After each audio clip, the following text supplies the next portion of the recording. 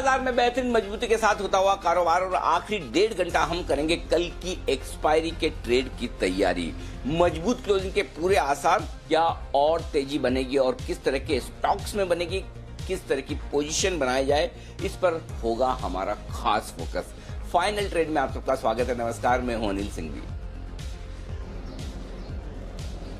नमस्कार, मैं हूं दीपांशु भंडारी। कल 3 बड़ी निफ्टी अर्निंग्स आने वाली हैं, उसके बाद आपके लिए 3 दिन का वीकेंड है और एक्सपायरी भी है, तो बहुत सारा एक्शन होने वाला है आज और कल बाजार में। इससे पहले कि अनिल जी से जाने कि इस समय बाजार का हाल कैसा है, बाद में उनकी स्ट्रैटेजी भी जानेंगे और कुछ स्टॉक्स पर भी फोकस करें। सर, पहले ये बता दीजिए कि इस समय के अहम ट्रिगर्स क्या हैं।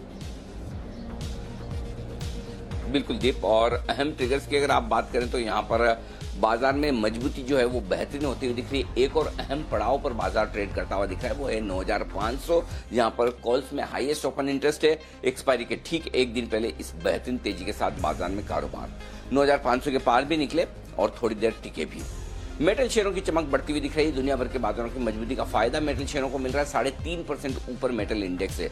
ऑटो, फाइनेंशियल, आईटी और बैंक्स, ये 4 और ऐसे आप कह सकते हैं कि सेक्टर्स हैं, और स्पेशली सरकारी बैंक अब इस तेजी में शामिल होते हुए नजर आ रहे हैं। रुपया ये आज अच्छा मजबूत होता दिख रहा है। 50% से ज्यादा की मजबूती करेंसी मार्केट में आपको दिखेगी। रुपए में डॉलर के सामने 75 रुपए 60 पैसे का दाम इस वक्त है $1 का। और यूरोप की मिली जुली सी शुरुआत होती हुई दिखी है। डाउ फ्यूचर्स शांत है लेकिन पॉजिटिव साइड पर 100 से 200 पॉइंट की मजबूती के साथ ट्रेड करते हुए दिख रहे हैं। इस वक्त लगभग 150 पॉइंट मजबूत डाउ फ्यूचर्स आपको नजर आएंगे। तो दीप, आखिर 1.5 घंटे में जाने से पहले आमतौर पर जो संकेत है वो मजबूती की तरफ ही आपको ज्यादा मिलेंगे। बिल्कुल अनिल जी, रुपए में भी हमने मजबूती देखी है। अनिल जी, 2 सवाल बनते हैं यहाँ पर। एक तो एक्सपायरी है, तो फिर उतार चढ़ाव तो चलेगा ही एक्सपायरी के दिन, पर उससे पहले जो एक्शन रहा है, थोड़ा स्ट्रगल किया हमने 9400 क्रॉस करने के ऊपर। जैसे ही क्रॉस किया हम 9500 आ गए हैं। 6 हफ्तों के बाद इस शिखर पर हैं हम। अब क्या यहाँ से अनिल जी, एक्सपायरी से पहले या एक्सपायरी तक थोड़ी मुनाफा वसूली हो सकती है, या फिर ये मोमेंटम बरकरार रहेगा जो शॉर्ट कवरिंग ने हमें दिया है?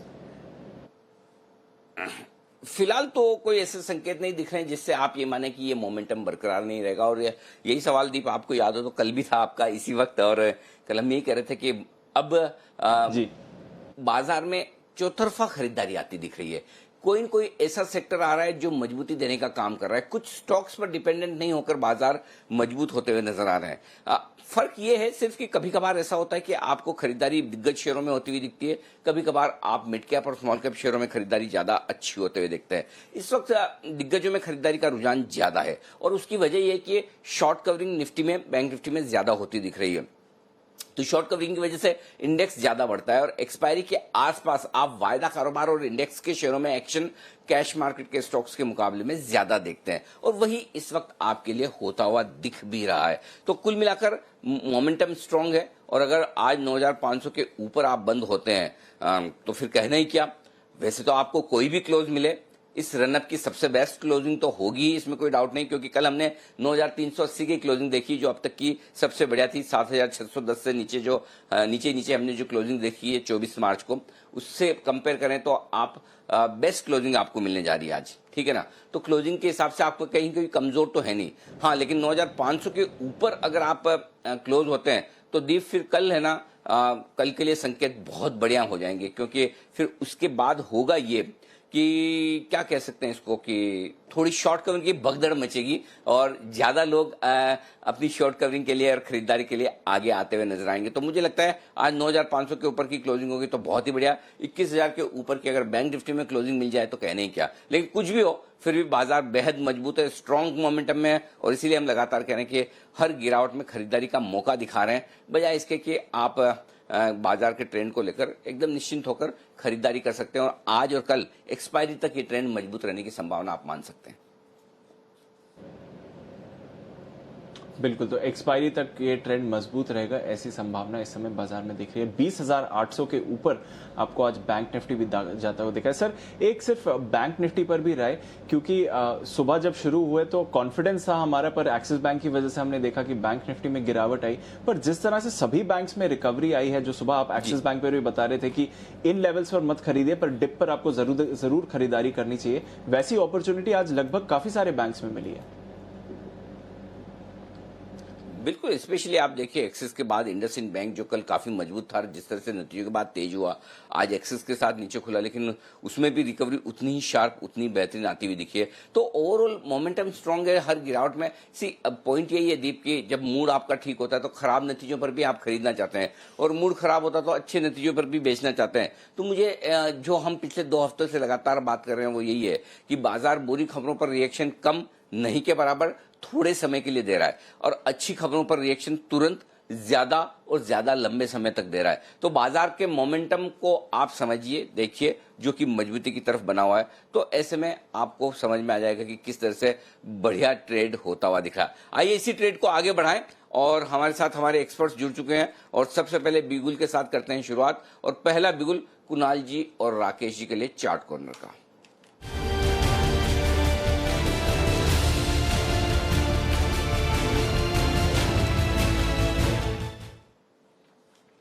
बताएं सर। अनिल जी देखिए, एल्गो ट्रेड है और जिस तरह का स्ट्रक्चर है, एक बहुत ही बेहतरीन ब्रेकआउट हमारे चार्ट पर आता हुआ नजर आ रहा है। 168 रुपीज, 168 रुपए का भाव है। स्टॉक का नाम है सुब्रोस, और सुब्रोस में जो ब्रेकआउट हुआ है, इसमें सबसे अच्छी बात अनिल जी ये है कि पिछले कई दिनों में बहुत ही मैसिव वॉल्यूम एडिशन होता हुआ नजर आ रहा है, और आज जाकर के इसका एक बड़ा ब्रेकआउट बड़े वॉल्यूम के साथ हुआ है। तो तेज रफ्तार बढ़त के लिए तैयार है सुब्रोस। Over to Rakesh.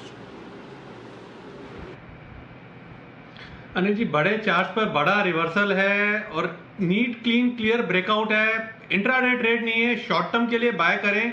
155 का स्टॉप लॉस है, 195 का टारगेट है। रिपीट करता हूं, 155, 155 का स्टॉप लॉस, 195, 195 का टारगेट है। और एक बार 182 के प्राइस आते हैं स्पॉट मार्केट में, तब स्टॉप लॉस को ट्रेल करके अपना खरीद पर लेके आए, बट मिस नहीं करना चाहिए सुब्रोस को। ओके, 155 के स्टॉप लॉस के साथ खरीदारी करें सुब्रोस में 195 के टारगेट के लिए। वागले साहब के लिए बिगुल BTS डबल टी का।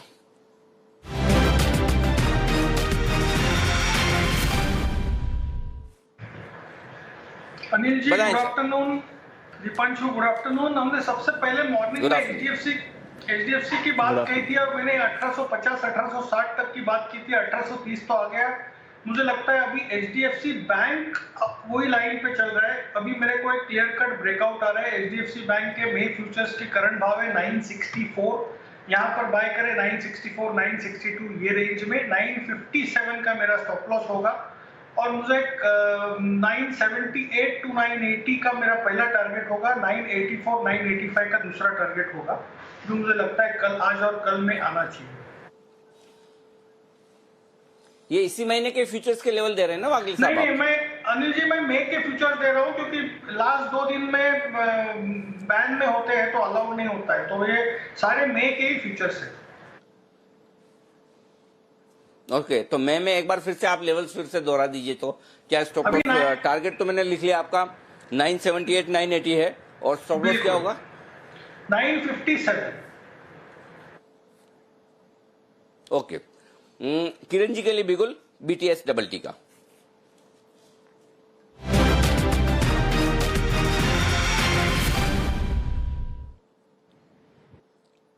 बताएं sir. Anil ji, very good afternoon. दीप, वेरी गुड आफ्टरनून। मेरा भी स्टॉक HDFC बैंक है। बहुत ही बेहतरीन ब्रेकआउट है, और मैं थोड़ा सा डेरिवेटिव डेटा के ऊपर बात करना चाहूंगा। 960 का डेरिवेटिव डेटा इस महीने का और अगले महीने का दोनों अगर देखते हैं तो इस महीने में बहुत बड़ी शॉर्ट कवरिंग देखने को मिलेगी।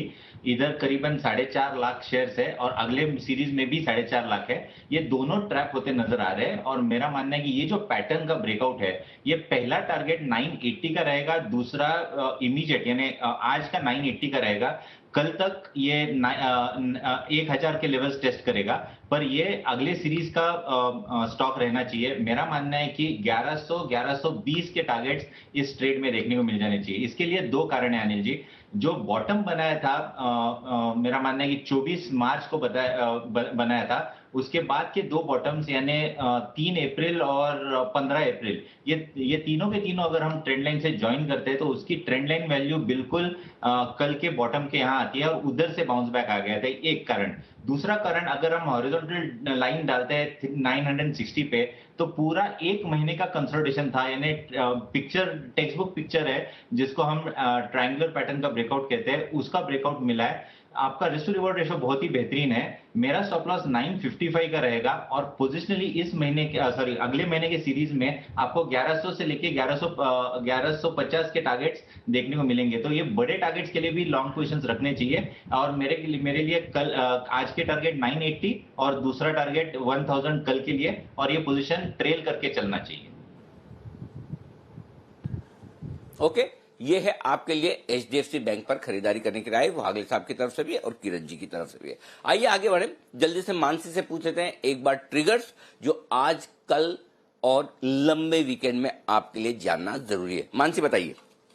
गुड आफ्टरनून अनिल जी, कई सारे ट्रिगर्स हैं, शुरुआत आज से ही करेंगे। आईवी हाउसिंग फाइनेंस की दिल्ली हाईकोर्ट में सुनवाई यहाँ पर फोकस है, सेबी की याचिका पर सुनवाई है और इसका फैसला क्या निकल कर आता है इस पर हमारा फोकस है। इसके अलावा यूएस क्वार्टर 1 के जीडीपी नंबर्स भी आने वाले हैं। अनुमान ये है कि 2.1% से इस बार ये नंबर्स जो हैं -4% पर आते हुए दिख सकते हैं। साथ ही यूएस फेड की जो 2 दिवसीय बैठक है उसका फैसला आ जाएगा, आउटकम आएगा, और साथ ही जेरोम पोवेल की जो प्रेस कॉन्फ्रेंस है इस पर भी हमारी नजर है।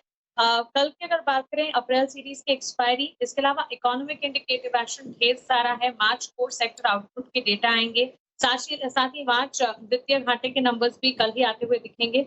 यूएस के वीकली जॉबलेस क्लेम के डेटा भी कल आते हुए हम देखेंगे और साथ ही ईसीबी के इंटरेस्ट रेट पर फैसला जो है वो भी कल आना है।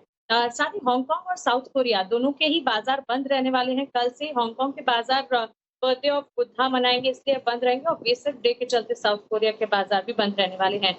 नतीजों की अगर बात करें, 3 दिग्गज कंपनियां HUL, टेक महिंद्रा और रिलायंस इंडस्ट्रीज के नतीजे कल आने वाले हैं। अनुमान यही है कि बाजार बंद होने के बाद ये कंपनियां अपने नतीजे पेश करेंगी। शुक्रवार की अगर बात करें, एक तो महाराष्ट्र दिवस है तो भारतीय बाजार इस दिन बंद रहेंगे, लेकिन इसके अलावा अप्रैल ऑटो बिक्री के आंकड़े पहली तारीख है महीने की तो आते हुए दिखेंगे, लेकिन एक्सपेक्टेशंस यही है कि इस बार लॉकडाउन के चलते 0 सेल्स होने वाली है और इस पर कंपनियों की दुविधा ये है कि कंपनी सिचुएशन को देखते हुए मंथली सेल्स डेटा दे या फिर क्वार्टरली सेल्स डेटा दे। सीएम इस पर जल्दी एक फैसला सुनाने वाला है, लेकिन फिलहाल इन नंबर्स पर और ऑटो बिक्री के आंकड़े जाएंगे इस पर हमारी नजर जरूर रहेगी। इसके अलावा फाइनेंस मिनिस्ट्री जीएसटी कलेक्शन के आंकड़े जारी करने वाली है। आईडीएफसी फर्स्ट बैंक शेयर्स जारी कर फंड जुटाने पर इसी दिन विचार करेगा और इस दिन भी हांगकांग और चीन के बाजार लेबर डे के चलते बंद रहेंगे। तो क्लियरली हांगकांग के बाजार एक लंबी छुट्टी बनाने वाले हैं गुरुवार, यानी कि कल से ये बाजार बंद होते हुए। ओके, तो कुछ मार्केट हॉलीडेज हैं, उसके बाद भारत में भी एक्सटेंडेड वीकेंड है, कुछ दिग्गज अर्निंग्स आने वाली हैं, कई सारे ट्रिगर्स इसमें नजर रहेगी और आज शाम ऑफ कोर्स फेड क्या कहती है और यूएस के Q1 के जीडीपी के क्या आंकड़े आते हैं। बहुत शुक्रिया मानसी। चलते हैं राकेश जी, कुणाल जी के पास एक और चार्ट कॉर्नर के लिए।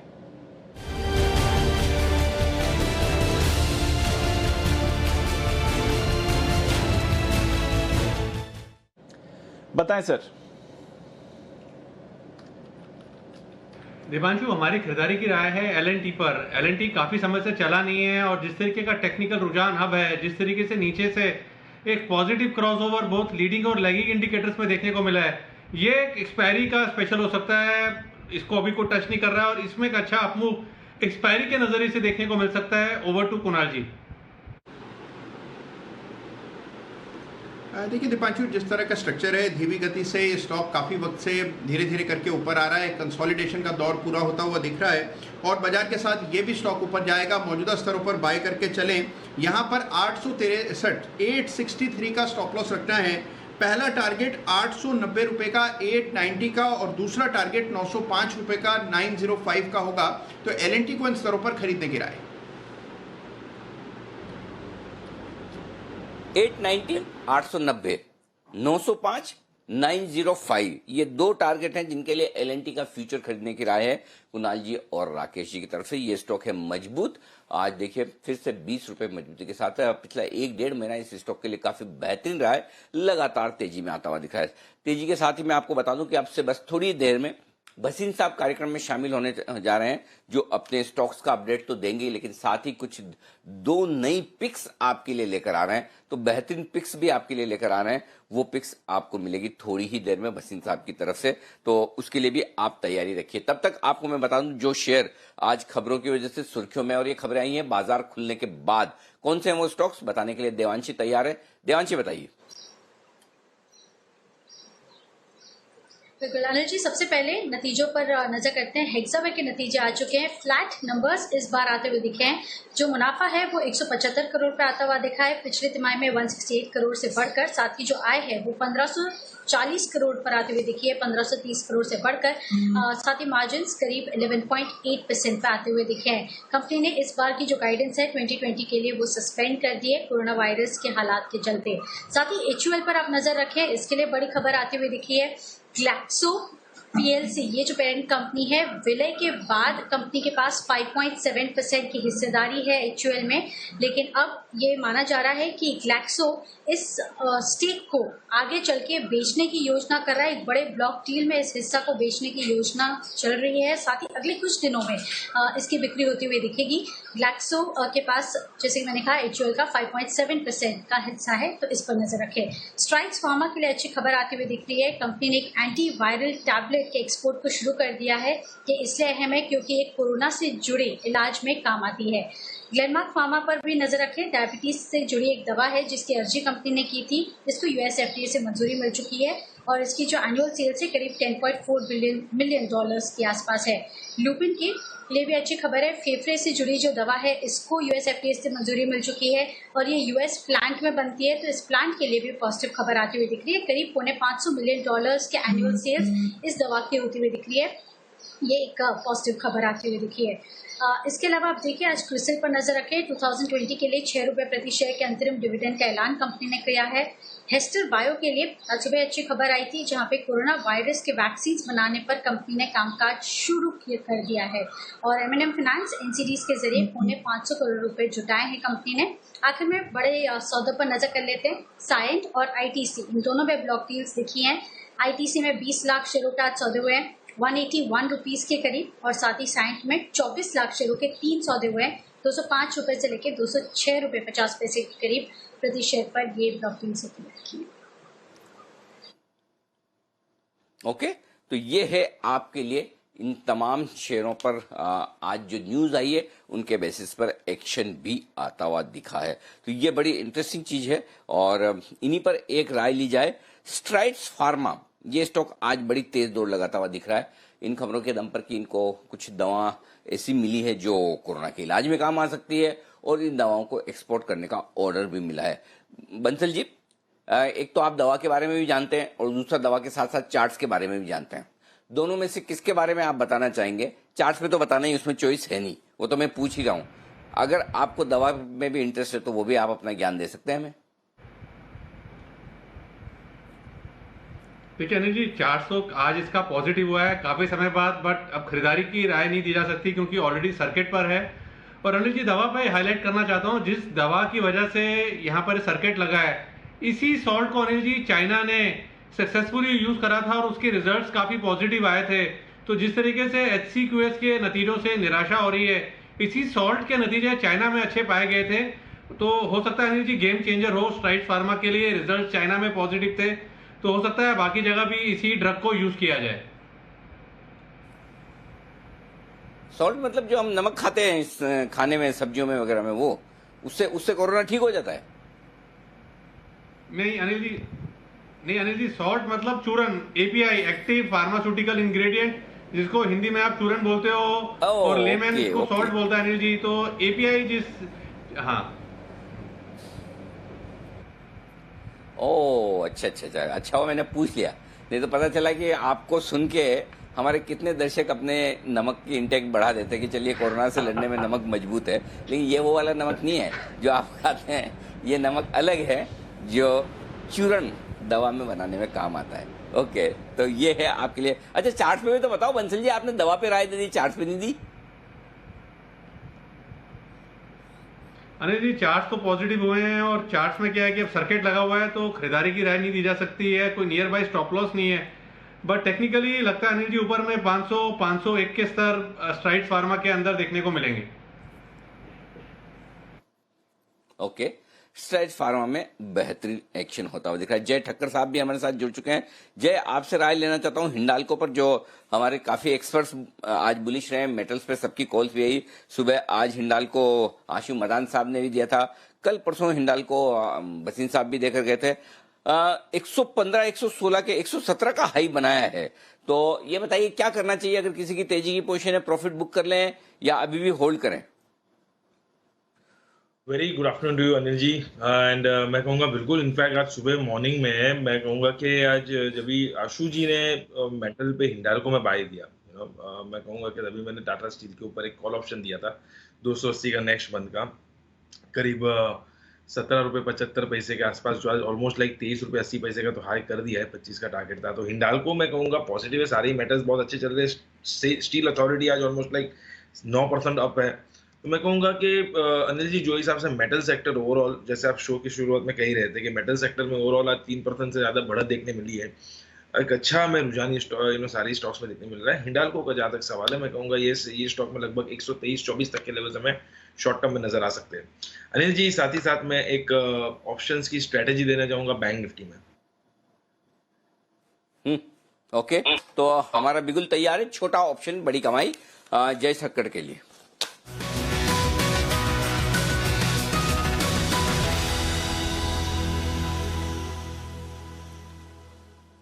जी जय, बताएं। अनिल जी, HDFC बैंक में तो सभी ने अभी कॉल दिया। मॉर्निंग में मैंने भी 960 का एक कॉल ऑप्शन रेकमेंड किया था HDFC बैंक पर, मे सीरीज का। डेफिनेटली तो मे सीरीज का एक बैंक निफ्टी का ऑप्शन स्ट्रैटेजी में रेकमेंड करूंगा। मैं कहूंगा कि 21,000 का कॉल जो 410 रुपए के आसपास मिल रहा है, 21,000 का 7 मई का, अनिल जी मैं कहूंगा नेक्स्ट वीक की एक्सपायरी का 410 के आसपास 21,000 का कॉल ऑप्शन मिल रहा है, वो खरीदना चाहिए और बेचना चाहिए सामने 205-210 के आसपास 21,500 का कॉल ऑप्शन बैंक निफ्टी का।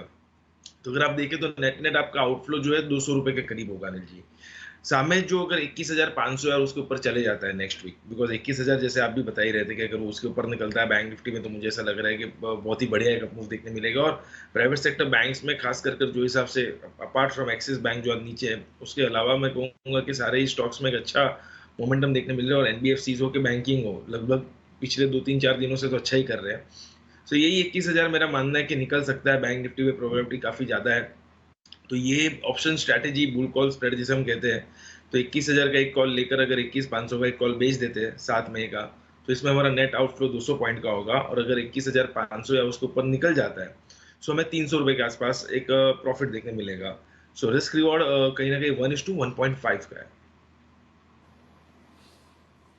लेकिन 7 मई तक क्या आपको लगता है खाली 500-600 पॉइंट ही बढ़ेगा बैंक निफ्टी? ये तो एक दिन में बढ़ जाएगा, कल आ गया तो अनिल जी कल आ गया तो हमें प्रॉफिट देखने मिल ही जाएगा। मतलब 21,500 है, उसके ऊपर भी चले जाए तो लॉस इसमें नहीं होगा। अच्छा, 21,500 आते ही ले लेने का प्रॉफिट है ना?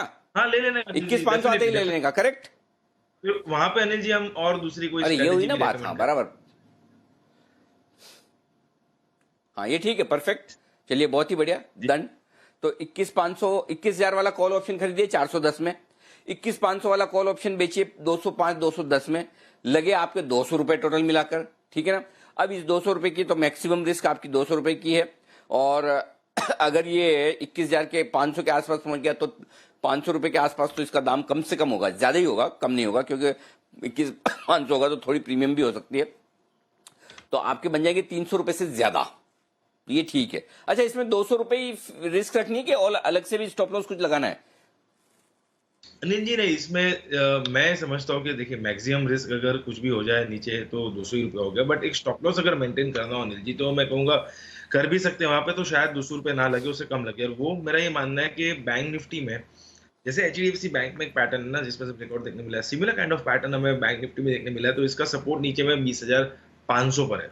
तो अगर 20,500 निकल जाए तो भी हम एग्जिट कर सकते हैं वो टाइम पे, जो भी ये स्प्रेड हो। अभी 200 रुपये का स्प्रेड है, शायद वो टाइम पे 100 रुपये का स्प्रेड हो, 70 रुपये का स्प्रेड हो, तो पूरा ही 200 रुपये का लॉस नहीं होगा, शायद 100-120 रुपये का ही शायद लॉस होगा अगर 20,500 टूटता है तो। सो स्पॉट लेवल्स पे 20,500 का हम स्टॉप लॉस लगा सकते हैं। ओके, तो ये आपके लिए राय है जय ठक्कर की तरफ से बैंक निफ्टी का बेहतरीन ऑप्शन बनाने की। आइए भसीन साहब हमारे साथ कार्यक्रम में शामिल होने वाले हैं, बस एक ही मिनट में वो जुड़ रहे हैं और भसीन साहब से हम लेंगे एक बेहतरीन पिक। उससे पहले बता दें कि 9500 को आसानी से पार करके निफ्टी ऊपर टिकता हुआ नजर आ रहा है। मैं आपको ये बता दूं कि कल हमने एक स्ट्रेटेजी आपको क्लोजिंग में दी थी निफ्टी में 9500 का कॉल ऑप्शन 42 रुपए में खरीदने की, 9600 का कॉल ऑप्शन 17 रुपए में बेचने की, उसमें 25 रुपए की कॉस्ट में आपका बना था। तो अभी जय आप मेरी मदद करेंगे, जय सुनिएगा, लिखिए आप, देखिए 9500 का कॉल ऑप्शन कल हमने कहा था खरीदिए 42 रुपए में, 9600 का कॉल ऑप्शन हमने कहा था बेचिए 17 रुपए में, कॉस्ट आई 25 रुपए। अब इसमें अभी कितना प्रॉफिट बन रहा है और इसको कब बुक करना है अभी करें, 9600 के आसपास तक का वेट करें। ये जरा आप पूरा निकाल कर रखिएगा, मैं आपके पास थोड़ी देर में आता हूं, तब तक 2:30 बजे मेरी स्ट्रेटेजी का भी टाइम हो गया, डेटा भी मेरे बन के तैयार हैं, तब आप बताइएगा। तब तक भसीन साहब को फोन अ फ्रेंड लाइफ लाइन यूज करते हैं तो भसीन साहब को लगाइए फोन। ओके, तैयार हैं बिल्कुल।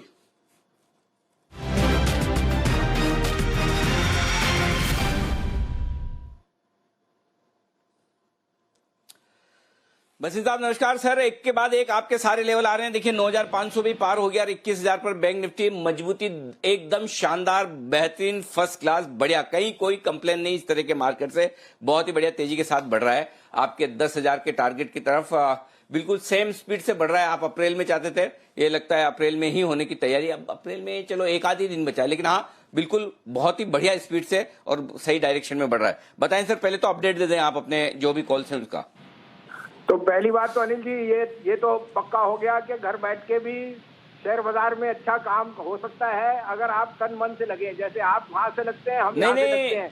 अप्रैल का महीना, नहीं, अरे नहीं सर ये तो उल्टा पक्का ये हो गया कि ऐसा लग रहा है आपकी बात तो कि घर बैठ के ज्यादा अच्छा हो सकता है काम, आपकी को जो हिसाब से आई है ऐसा लग रहा है घर बैठ के ज्यादा बढ़िया हुआ है। और sir by the grace of God हमारी मार्केट पे डायरेक्शन बिल्कुल ठीक रही है। 7 अप्रैल से आपने देखा ही है, जो हमने कहा 8,081 से वहां से 100% 9500 है, 500 पॉइंट और अभी भी मैं सोचता हूँ, मैं अभी भी बोलता हूँ कि ऊपर है, तो I am a positive person. अच्छा, कुछ कॉल से अपडेट दे दूं अनिल जी। पहले तो आपको सेल याद है, 22.25 रुपए पे कहा था 2830 का टारगेट, आज सेल 30 रुपए हो गया। It is given a return of 27.30 in less than 1 month. Hello, दूसरा सर, दूसरा एलआईसी फाइनेंस आपको दिया था 60 रुपए पे, 66 का टारगेट हिट हो चुका है। एचडीएफसी बैंक जो 2 दिन से अंडर परफॉर्म कर रहा था सर, वो आपको कहा 925 का क्लोजिंग स्टॉप लॉस, आज 975 है, 985 पहला टारगेट, 1020 का दूसरा टारगेट।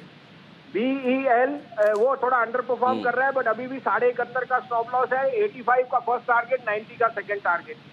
एनसीसी आज 26.5 बिक चुका है, 27.5 का टारगेट है और 30 का, तो ये दोनों शेयर अभी भी है, 23.75 का स्टॉप लॉस है। यूपीएल में 348 का स्टॉप लॉस है, 380 to 385। हीरो मोटर ऑलरेडी 2000 रुपए हो चुका है, आपने देखा है 2020 बिक चुका है। एमएनएम फाइनेंस 162.50 में हिट चुका है, 165 का टारगेट है। और अब मैं कुछ और जो सुबह दिए थे उसका, Sun TV sir by the way 393 बिक चुका है, उसका 400 का फर्स्ट टारगेट है, और अगर आप 3 महीने रखे तो 450 का टारगेट आपको कायम है। अब आ गया जो मेरा एक और सुबह दिया था सर, उसमें 2 शेयर थे।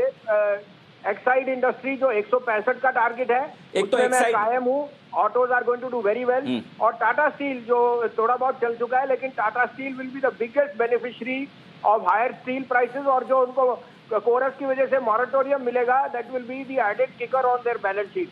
तो दोनों में बने रहिए। अब आज के लिए अब मैं आपको बताता हूँ सर।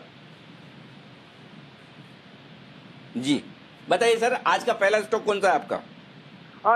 एक और शेयर सर आपको लास्ट वीक आता है, हिंडाल्को 103 का स्टॉप लॉस था, 108 और 10 के बीच में, 117 और 119 का टारगेट, वो आज 117.65 वो भी हिट हो चुका है सर। अब मैं आपको पहला टारगेट दे रहा हूँ, पहला शेयर बोल रहा हूँ, हिंडाल्को भी आ गया है बिल्कुल, वो है सर अपोलो टायर।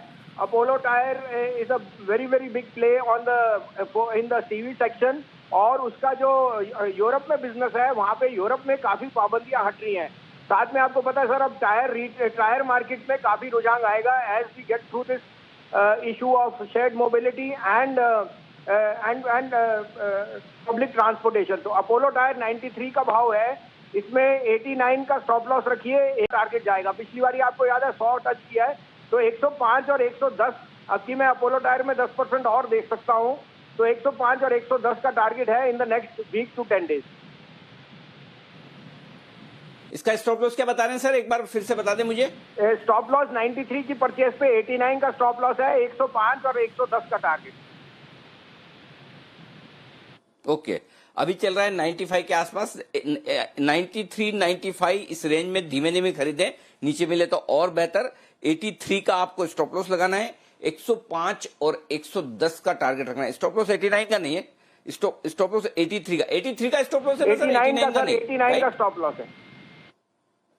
ओ सॉरी, तो मैंने गलत सुन लिया। तो स्टॉप लॉस आपको लगाना है 89 का, 93 से 95 रुपए की रेंज में, अभी 95 के आसपास चल रहा है, थोड़ा 93 के आसपास नीचे मिल जाए तो और बढ़िया, वहां पर खरीदिए। 93 से 95 की रेंज में ले लीजिए, 89 का स्टॉप लॉस लगाइए। 105 और 110 ये दो टारगेट क्लियर। एक चीज जो बसिन साहब बोल रहे हैं उसमें मैं भी जोड़ना चाहता हूं अपोलो टायर में, और वो ये है कि अपोलो टायर सबसे ज्यादा गिरा था 105 110 रुपए से, या शायद 115-20 से गिरा था। ये तब गिरा था जब कोरोना पहुंचा था केरल में, सबसे पहले प्लांट वहां बंद होना शुरू हुए थे। तो कोरोना की वजह से अपोलो टायर का प्लांट केरल में भी था, वहां बंद हुआ। तो जैसे जैसे अब अपोलो केरल और दूसरी जगह से धीमे धीमे कोरोना का संकट कम हो रहा है, वहीं से सबसे पहले प्लांट शुरू होना भी खुलना भी शुरू करेंगे। तो ये एक अच्छा संकेत अपोलो टायर के लिए रहेगा। तो 105 110 के टारगेट के लिए बसिन साहब की राय है यहां पर खरीदारी करने की। जी बसिन साहब, इसके अलावा दूसरा स्टॉक और भी देना चाहेंगे सर आप? हाँ सर, दूसरा ये था सर, एक और सुबह पिक थी कैनरा बैंक की कल शाम को,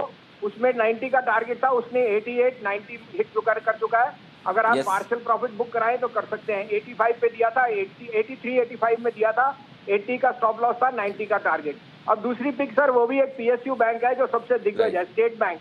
स्टेट बैंक में कुछ ज्यादा मूवमेंट नहीं आई, 186 187 का भाव है, 183 182 50 का स्टॉप लॉस रखिए और 198 to 200 का टारगेट रखिए।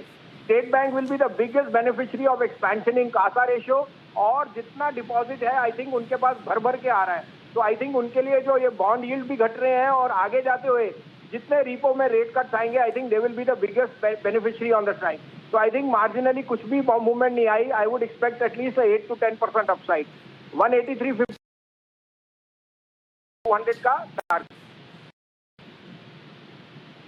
ओके, एसबीआई यहां पर खरीदारी करने की राय, 187 हाफ 188 हाफ इस रेंज में एसबीआई ट्रेड कर रहा है। कोई बात नहीं, यहां पर खरीद सकते हैं आप। आज सारे सरकारी बैंकों में धीरे धीरे करके मोमेंटम बन रहा है। कल बसिन साहब ने आपको केनरा बैंक खरीदने की राय दी थी। आज सुबह वीके शर्मा साहब ने बैंक ऑफ बड़ौदा का कॉल ऑप्शन आपको खरीदने की राय दी थी। आशु मदान साहब ने भी बैंक ऑफ बड़ौदा बोला था। यहां धीमे धीमे अब सरकारी बैंकों में खरीदारी आती दिख रही है। 183 हाफ 183 रुपए 50 पैसे आपका स्टॉप लॉस का लेवल है। 198 रुपए और 200 रुपए के टारगेट पोजिशनली लेकर चल सकते हैं आप। अच्छा बसिन साहब, आप आए तो एक चीज और पूछना चाहता हूं सर, निफ्टी पर ही कल एक्सपायरी किस लेवल के आसपास देख रहे हैं, कोई अंदाजा देना चाहेंगे निफ्टी बैंक निफ्टी की? सर मेरा बस चले तो 9800 पे एक्सपायरी हो, लेकिन मुझे मेरा बस नहीं चल रहा। तो मैं क्या बोलूं सर, सारे महीने में एक ही आदमी था जो आपको कह रहा था बाजार ऊपर जाएगा। अब मैं तो यही बोलूंगा सर 98 रुपए का 9800 पे एक्सपायरी हो। सर क्यों नहीं हो सकती है ऐसा आप क्यों सोचते हैं कि नहीं हो सकती? देखिए मैं एक एग्जांपल देता हूं, 9600 के आसपास अगर आज हो जाती है तो एक्सपायरी के दिन थोड़ी और शॉर्ट कवरिंग, थोड़ी और खरीदारी, 200 पॉइंट बढ़ना, और अगर समझो अमेरिका साथ दे दे तो क्या बड़ी बात है, 2% ही तो होता है। तो आपकी इच्छा वैसे भगवान पूरी कर ही रहा है। ये महीना आपके नाम ही है। 8100 से आप नॉन स्टॉप तेजी बोल रहे हैं, खुलकर बोल रहे हैं, तो मैं उम्मीद करता हूं ये वाली आपकी इच्छा भी पूरी हो कि 9800 पर एक्सपायरी और जल्दी 10,000 देखने को मिले। बहुत बहुत शुक्रिया सर। सुबह शाम दोनों वक्त आप हमारे लिए वक्त निकालते हैं। कल सुबह फिर से बसिन साहब से मुलाकात होगी और कल दोपहर में भी फिर बसिन साहब आपको बेहतरीन पिक्स अपनी देंगे, अपडेट देंगे। और हाँ सर, अभी मार्केट का माहौल ऐसा है कि आपके लिए पिच एकदम परफेक्ट है। तो अगर इन बिटवीन और आपको लगे शो खत्म होने के पहले कि नहीं और मौका है, तो प्लीज मैसेज कर दें, फोन कर दें, तो हम आपकी पिक्स मिस नहीं करना चाहते हैं। बहुत बहुत शुक्रिया सर ये बेहतरीन पिक्स हमें देने के लिए। तो ये थे बसिन साहब जो आज दो स्टॉक और बताते हुए अपोलो टायर और एसबीआई यहां पर खरीदारी करने की राय। दीप, अब हम तैयार हैं 2:30 बजे की स्ट्रेटेजी के लिए, और मुझे लगता है कि चूंकि एक्सपायरी का वक्त है तो ये स्ट्रेटेजी ज्यादा लेट नहीं करनी चाहिए, हम कर लेते हैं अभी। बिल्कुल, बिगुल बजाते हैं स्ट्रैटेजी का।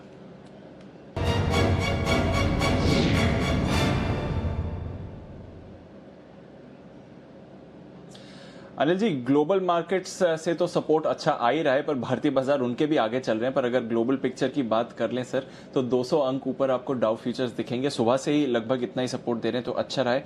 एशिया की भी आज मजबूती के साथ ही क्लोजिंग रही है। हांगकांग लगभग 1.5% चढ़ा है, सॉरी हांगकांग आधा % चढ़ा है। ताइवान के बाजार 1.5% चढ़े हैं, चाइना भी आधा % चढ़ा है। तो एशिया से अच्छा सपोर्ट है। यूरोप की भी शुरुआत अच्छी हुई है। रनअवे रैली तो नहीं है यूरोप में, पर हाँ आधे % की गेन आपको यूरोप में दिख रही है। और जैसे कि हम बात कर रहे थे सर, आज कच्चे तेल में रिबाउंड है। इस समय अगर आप WTI पर नजर डालेंगे तो 15% ऊपर है। तो ग्लोबल क्यूज सपोर्ट कर रहे हैं भारतीय बाजार को सर। ओके, तो अब पहले मैं निफ्टी बता दूं आपको। जी सर।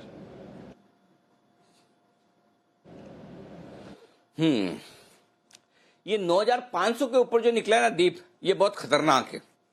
और ये बाजार में जो अभी भसीन साहब कह रहे थे, भले वो बोलते हुए हिचकिचा रहे थे, लेकिन मैं आपको फिर स्ट्रांगली जोर देकर बोलना चाहता हूं, कोई बड़ी बात नहीं। एक्सपायरी के पहले आप 9,750 9,800 की तरफ बढ़ जाएं, ये संभव है। और क्यों है वो मैं बताता हूं। 9,500 के पुट पर हैं 26 लाख शेयर, जिसमें 18 लाख शेयर आज जुड़े हैं। यानी कि पुट राइटर्स पहले ही 9,500, अच्छा ये मैं बता रहा हूं आपको कि 9,500 पार करने के पहले ही पुट राइटिंग हो गई।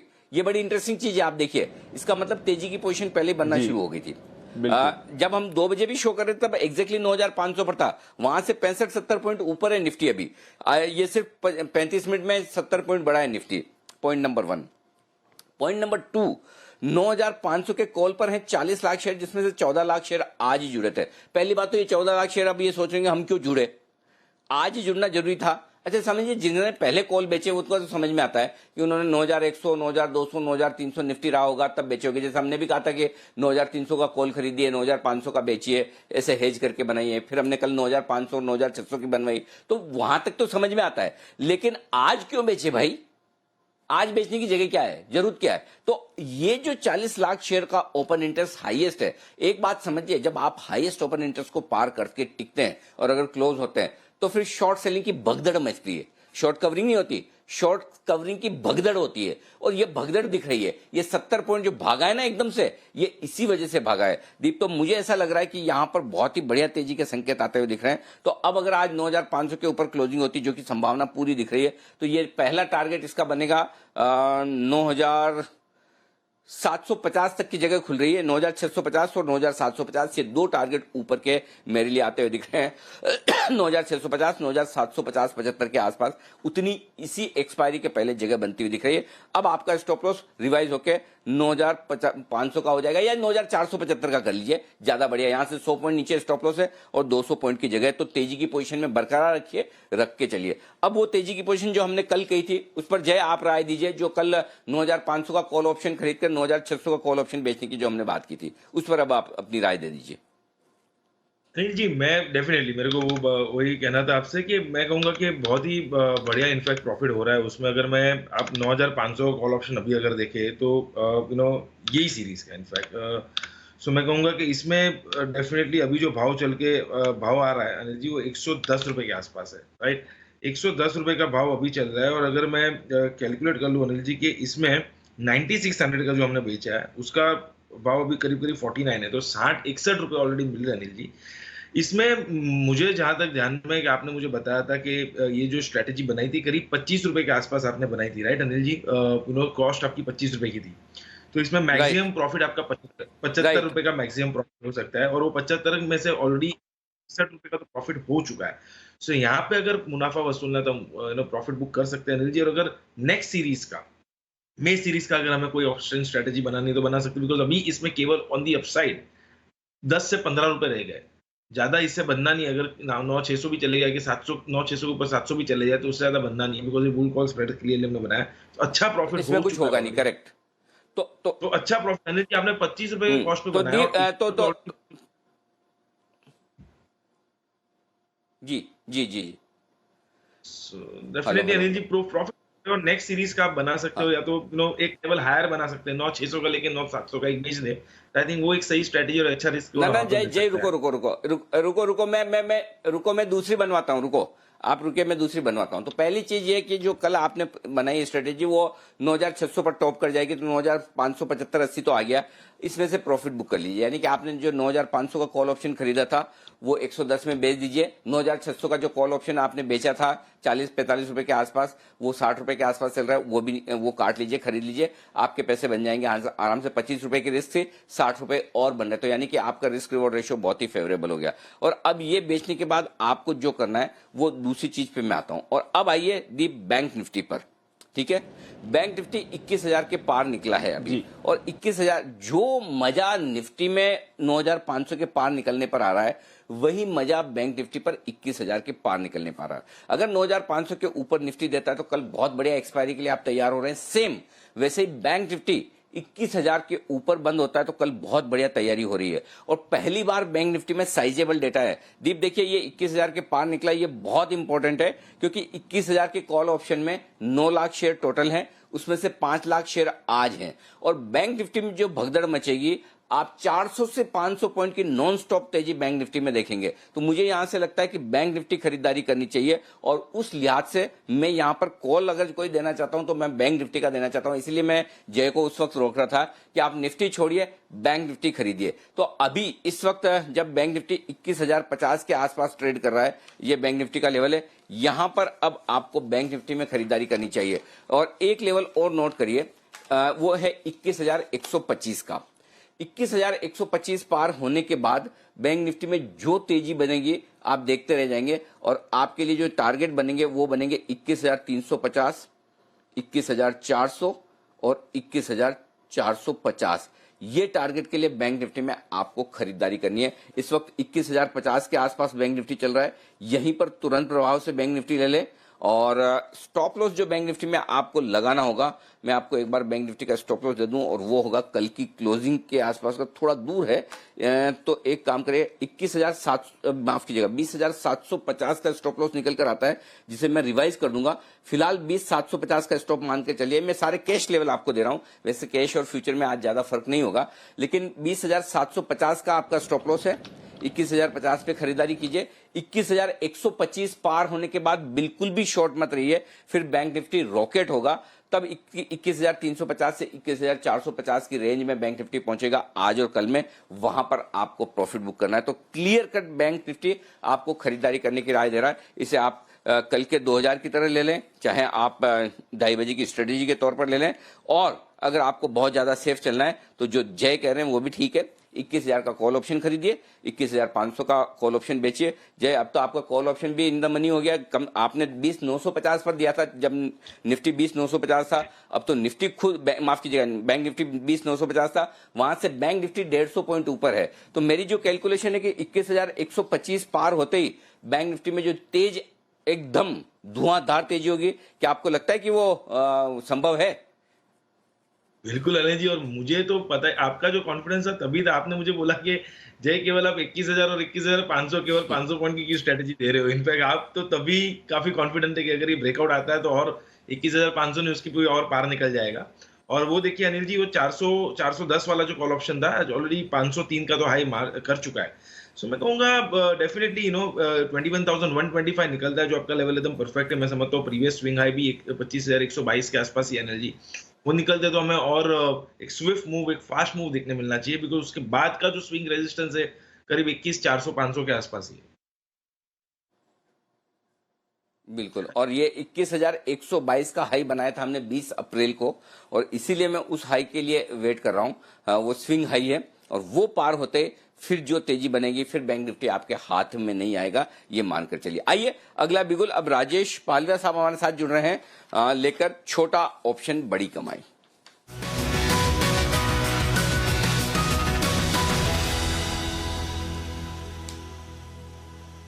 बताएं सर।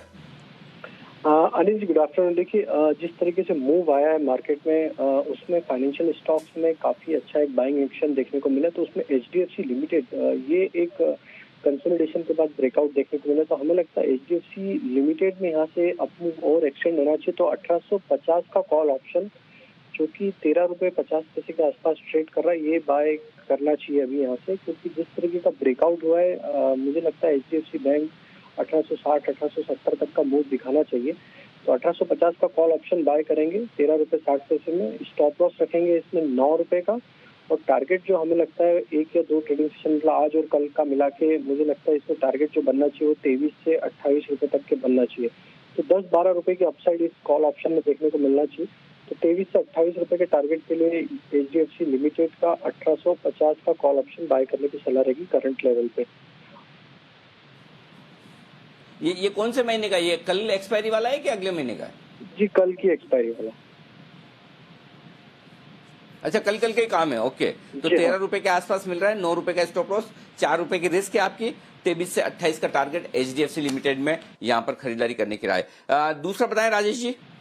दूसरा ऑप्शन अनिल जी IGL का सेटअप देखें तो IGL में लगता है हमें कि एक्सपायरी के चलते कि इसमें अच्छा मूव बनना चाहिए कल के सेशन में। जिस तरीके का इसमें पोजीशनिंग है ये स्टॉक में हमें लगता है 485 490 तक का मूव आना चाहिए। तो 10 से 15 रुपए का यहाँ से अप मूव एक्सपेक्ट कर रहे हैं हायर साइड में। तो IGL में 480 का कॉल ऑप्शन जो कि करीब 4 रुपए के आसपास ट्रेड कर रहा है ये बाय करना चाहिए। इसमें 1.5 रुपए का स्टॉप लॉस रखना चाहिए, और लगता है इसमें जो टारगेट बनेगा वो बनेगा करीब 9 से 12 रुपए तक का टारगेट बन सकता है। जिस तरीके का इसमें सेटअप है हमें लगता है 10 से 15 रुपए का अगर मूव आ जाता है तो इसमें 10 रुपए से 12 रुपए तक का टारगेट बनना चाहिए। तो 4 रुपए में ये ऑप्शन खरीदेंगे हम 480 का, 1.5 रुपए स्टॉप लॉस रखेंगे और टारगेट होंगे इसमें 10 से 12 रुपए के। ओके, एक बार IGL में एक बार फिर से आप अपना ये दोहरा दें, ऑप्शन की प्राइस और स्टॉप लॉस दोनों दोहरा दें। 480 का कॉल ऑप्शन बाय करना है 4 रुपए में, 480 का कॉल ऑप्शन बाय करेंगे 4 रुपए में, 480 का कॉल ऑप्शन 4 रुपए में, ठीक है। 1.5 रुपए का स्टॉप लॉस रखेंगे, 150 पैसे 1.5 रुपए का स्टॉप लॉस, 9 से 12 रुपए का टारगेट। जी परफेक्ट। ये भी कल वाला ही है राजेश जी। तो राजेश जी के कॉल और पुट ऑप्शन है सुपर हिट, और इस वक्त कॉल ऑप्शन देकर राजेश जी दोनों में कह रहे हैं खरीदारी की राय। एंजॉय कीजिए लाइफ, HDFC लिमिटेड खरीदिए, IGL खरीदिए, और यहां पर बेहतरीन तेजी बनने के पूरे आसार हैं बेहतरीन तेजी बनने के। एक और स्टॉक में जो दे रहे हैं आपको वागले साहब बिगुल के बाद।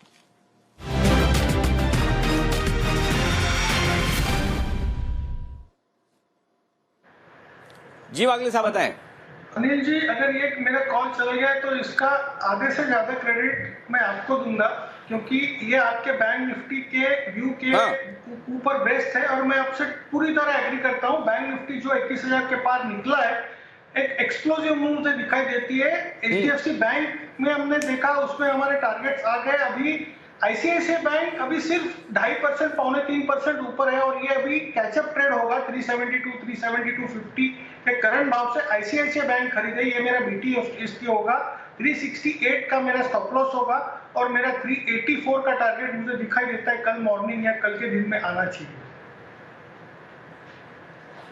ओके, ICICI बैंक 370-71 पर खरीद लीजिए। 368 का 3 रुपए का स्टॉप लॉस, 384 का टारगेट आज और कल। आग लगी है बैंकों में, मतलब बैंकिंग शेयरों में। जरा बैंक निफ्टी पर नजर डालिए, और बात करते करते हम ये कह रहे हैं कि 21,125 के पार निकलने के बाद आपके हाथ में ही नहीं आएगा। और मुझे एक चीज बताइए कुणाल जी, ये बताइए कितने दिनों बाद, कुणाल जी को जरा स्क्रीन पे लाइए। कुणाल जी, कितने दिनों बाद आपने ये शब्द सुने बैंक निफ्टी के लिए, जो हमारा पुराना प्यार, बंसल जी के तो खैर बदलते रहते हैं, हमारा तो एक ही है बैंक निफ्टी, तो कितने दिनों बाद सुना कि इस लेवल के ऊपर निकलते ही आग लग जाएगी, हाथ में नहीं आएगा। देखिए, बात करते करते 300 पॉइंट बैंक निफ्टी ऊपर हो गया जिस लेवल से हम बात करें। अनिल जी देखिए, ये शब्द सुने हुए तो कान तरस गए इसको सुनने के लिए, लेकिन अनिल जी जिस जोश के साथ आज आप बैंक निफ्टी की बात कर रहे हैं, ये वही पुराना जोश है अनिल जी, जब बैंक निफ्टी आपके काबू में होता था, रोज नए हाइस बनाता था आपके कहने पर, वही वापस जोश आता हुआ नजर आ रहा है अनिल जी, लग रहा है। बिल्कुल एग्जैक्टली। और आज तो देखिए, इवन आज का जोश तो भसीन साहब भी सुन रहे हैं, सुन ही रहेंगे पक्का। मैं बताना चाहता हूँ, भसीन साहब से ज्यादा जोश आज मेरे में दिखा, क्योंकि भसीन साहब कह रहे थे कि 9,800 में कल परसों हो जाए तो बहुत बढ़िया। मैंने कहा नहीं, आप चिंता क्यों करते हैं, 9,800 भी हो सकता है। और देखिए 9,600 तो आपका हो गया, आपकी स्क्रीन पर इस वक्त 9,600। जी हाँ, राउंड फिगर 9,600 होने में सिर्फ आधा पॉइंट बाकी है। 9599, 9599, ये है निफ्टी का आज का हाई 0.85, खाली 15 बेसिस पॉइंट। इससे आप मानना चाहिए कि नहीं हुआ तो एक अलग बात है। बाकी 9600 निफ्टी और 21300 जो बैंक निफ्टी ने, और आप देख लीजिए पहला टारगेट आपको बैंक निफ्टी का 21350 का दिया था, और मैंने ये कहा कि 21125 पर बेचिए मत, 21300 माफ कीजिएगा, और 21327 ये आपका 21350 का पहला टारगेट बैंक निफ्टी पर आता हुआ दिख रहा है। अब आप अपनी कोस्ट का स्टॉप लॉस कर लें, या स्टॉप लॉस अब देने का काम है जय का। और मैं बधाई देना चाहता हूं जय को, जिन्होंने मेरे से पहले 20950, उन्होंने तो इंतजार भी नहीं किया कि 21000 के पार निकले, उससे पहले ही उन्होंने 21000 का कॉल ऑप्शन और 21500 का बेचने की बात की। तो जय का कॉल मेरे से काफी बेहतर रहा, उन्होंने मुझसे पहले ज्यादा कॉन्फिडेंस से बोला। जय अब बताइए, जिन लोगों ने, आपने तो ऑप्शन दिलाए तो आपको तो टेंशन फ्री हो, अगर मैं फ्यूचर्स दिलाता हूं तो मुझे स्ट्रेस बहुत रहता है कि लोगों को कहीं रिवर्सल का नुकसान न लगे। तो अब ये बताइए, जिन लोगों ने फ्यूचर खरीदे हैं उन्हें स्टॉप लॉस क्या रखना है, ट्रेलिंग स्टॉप लॉस? जी थैंक यू वेरी मच। और अनिल जी मैं कहूंगा कि जो हमने ऑप्शन की स्ट्रैटेजी दी बैंक निफ्टी में, उसमें भी लगभग 100-125 रुपए का प्रॉफिट तो ऑलरेडी हो रहा है स्प्रेड में। फ्यूचर्स में अगर स्टॉप लॉस अनिल जी लगाना है मे का फ्यूचर्स में, अगर मे के फ्यूचर्स में अगर किसी ने खरीदी की है तो अब मेरे ख्याल से स्टॉप लॉस हो जाना चाहिए 20,940। अभी चल रहा है मे फ्यूचर 21,280, 20,940 का I think trailing stop loss होना चाहिए, और आराम से आई थिंक होल्ड करके रखना चाहिए। अनिल जी आपका भी कॉन्फिडेंस गजब का था, और जैसे आपने बताया कि 21,000, हाँ Anil ji no problem, because reward जो हम देख रहे हैं ऊपर में 21,600 ये दिख रहा है मुझे चार्ट्स पर क्लियरली, और 21,600 निकलते हैं अनिल जी, जो इसके टारगेट पोजिशनल बेसिस पे बनकर आ रहा है।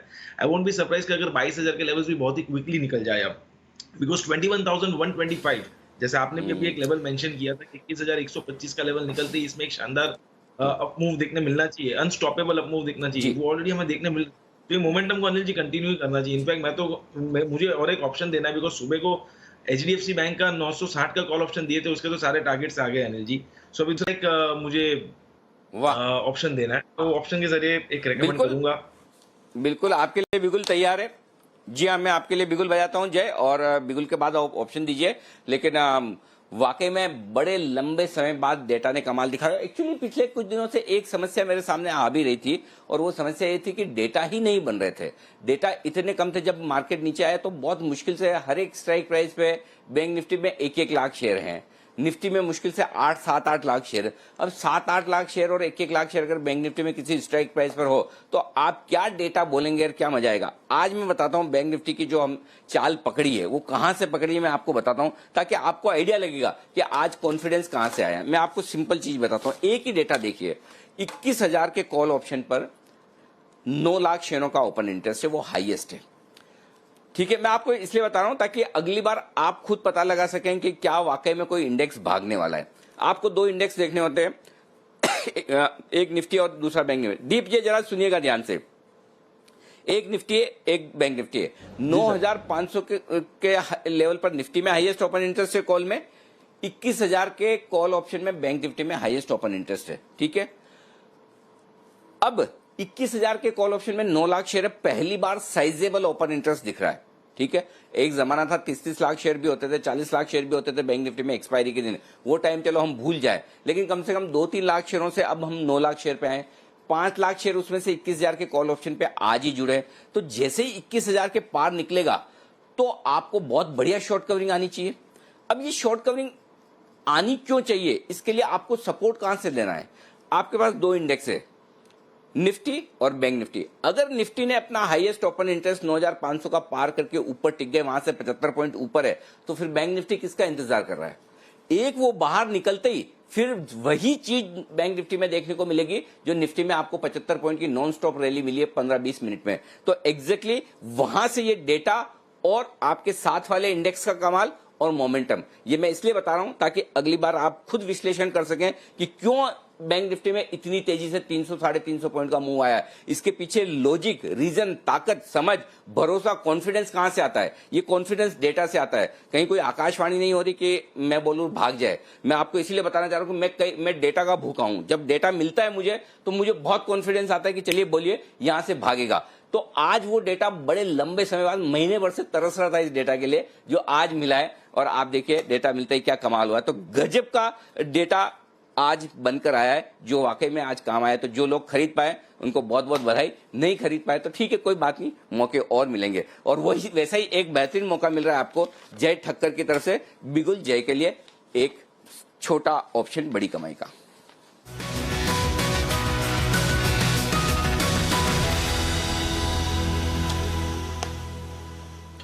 बताएं जय। अनिल जी, बैंकिंग स्टॉक ही है और पीएसयू में से है। इनफैक्ट मैं कहूंगा कि एसबीआई का मे का 190 का कॉल ऑप्शन खरीदना चाहिए, जो अभी 13 रुपए 20 पैसे पे मिल रहा है। अनिल जी, एसबीआई में लाइक प्राइवेट सेक्टर बैंक्स में जो हिसाब से हमें एक तेजी देखने मिली है, एसबीआई में काफी समय से अनिल जी ब्रेकआउट नहीं देखने मिला। और मैं कहूंगा कि कल के ट्रेडिंग सेशन में जो हमें एक एचडीएफसी लिमिटेड में ब्रेकआउट देखने मिला, उसके पहले बजाज फाइनेंस में हमें एक ब्रेकआउट देखने मिला, और वो दोनों में हमारा एक बाय रिकमेंडेशन था, उसमें एक अच्छा हमें मोमेंटम देखने मिला। सिमिलर काइंड ऑफ ब्रेकआउट हमें एसबीआई में देखने मिल रहा है। मैं कहूंगा 190 का मे का अगर कॉल ऑप्शन लेके चलते हैं, जो 13 रुपए 30 पैसे के आसपास चल रहा है, इसका स्टॉप लॉस अनिल जी हम नीचे मेंटेन करेंगे 9 रुपए 30 पैसे पे, मतलब केवल 4 पॉइंट्स का एक स्टॉप लॉस। ऊपर में जो टारगेट बनकर आ रहा है एसबीआई का, मैं समझता हूँ अनिल जी अब टाइम आ चुका है कि एसबीआई लगभग 200 के ऊपर चले जाएगा। 205 210 ये तो मिनिमम टारगेट मुझे नजर आ रहा है। इसके कारण ये कॉल ऑप्शन की जो वैल्यू है, इसका फर्स्ट टारगेट आ जाएगा 18 रुपए का और सेकंड टारगेट आएगा 22 रुपए का। 18 एंड 22 के लिए बाय करना है एसबीआई का 190 का मे सीरीज का कॉल ऑप्शन। ओके, तो ये है आपके लिए राय। एसबीआई का कॉल ऑप्शन खरीदिए, अगले महीने का 190 वाला call option at the money call option है, 13 रुपए 13.5 रुपए के आसपास मिल रहा है, ले लीजिए। नो का स्टॉप लॉस 205 210 तक जाएगा। तब जय क्या भाव हो जाएंगे इसके कॉल ऑप्शन के, कहां बुक करना है अनिल जी? 18 रुपया 22 रुपया, ये दो टारगेट है मेरे। 18-22 मुझे ऐसा लग रहा है 22 रुपए का टारगेट अनिल जी, 22 रुपए का टारगेट ही अचीव हो जाएगा, सेकंड टारगेट ही अचीव हो जाएगा। ठीक, ऑप्शन में तो आपका कोई हाथ ही नहीं पकड़ सकता जय, जो गजब की पकड़ है आपकी ऑप्शन की, अमेजिंग मानना पड़ेगा, मतलब आउटस्टैंडिंग है। मतलब मैं खुद है ना आपका ऑप्शन के मामले में बहुत बड़ा फैन हूं। आइए एक चार्ट कॉर्नर कुणाल जी राकेश जी के लिए।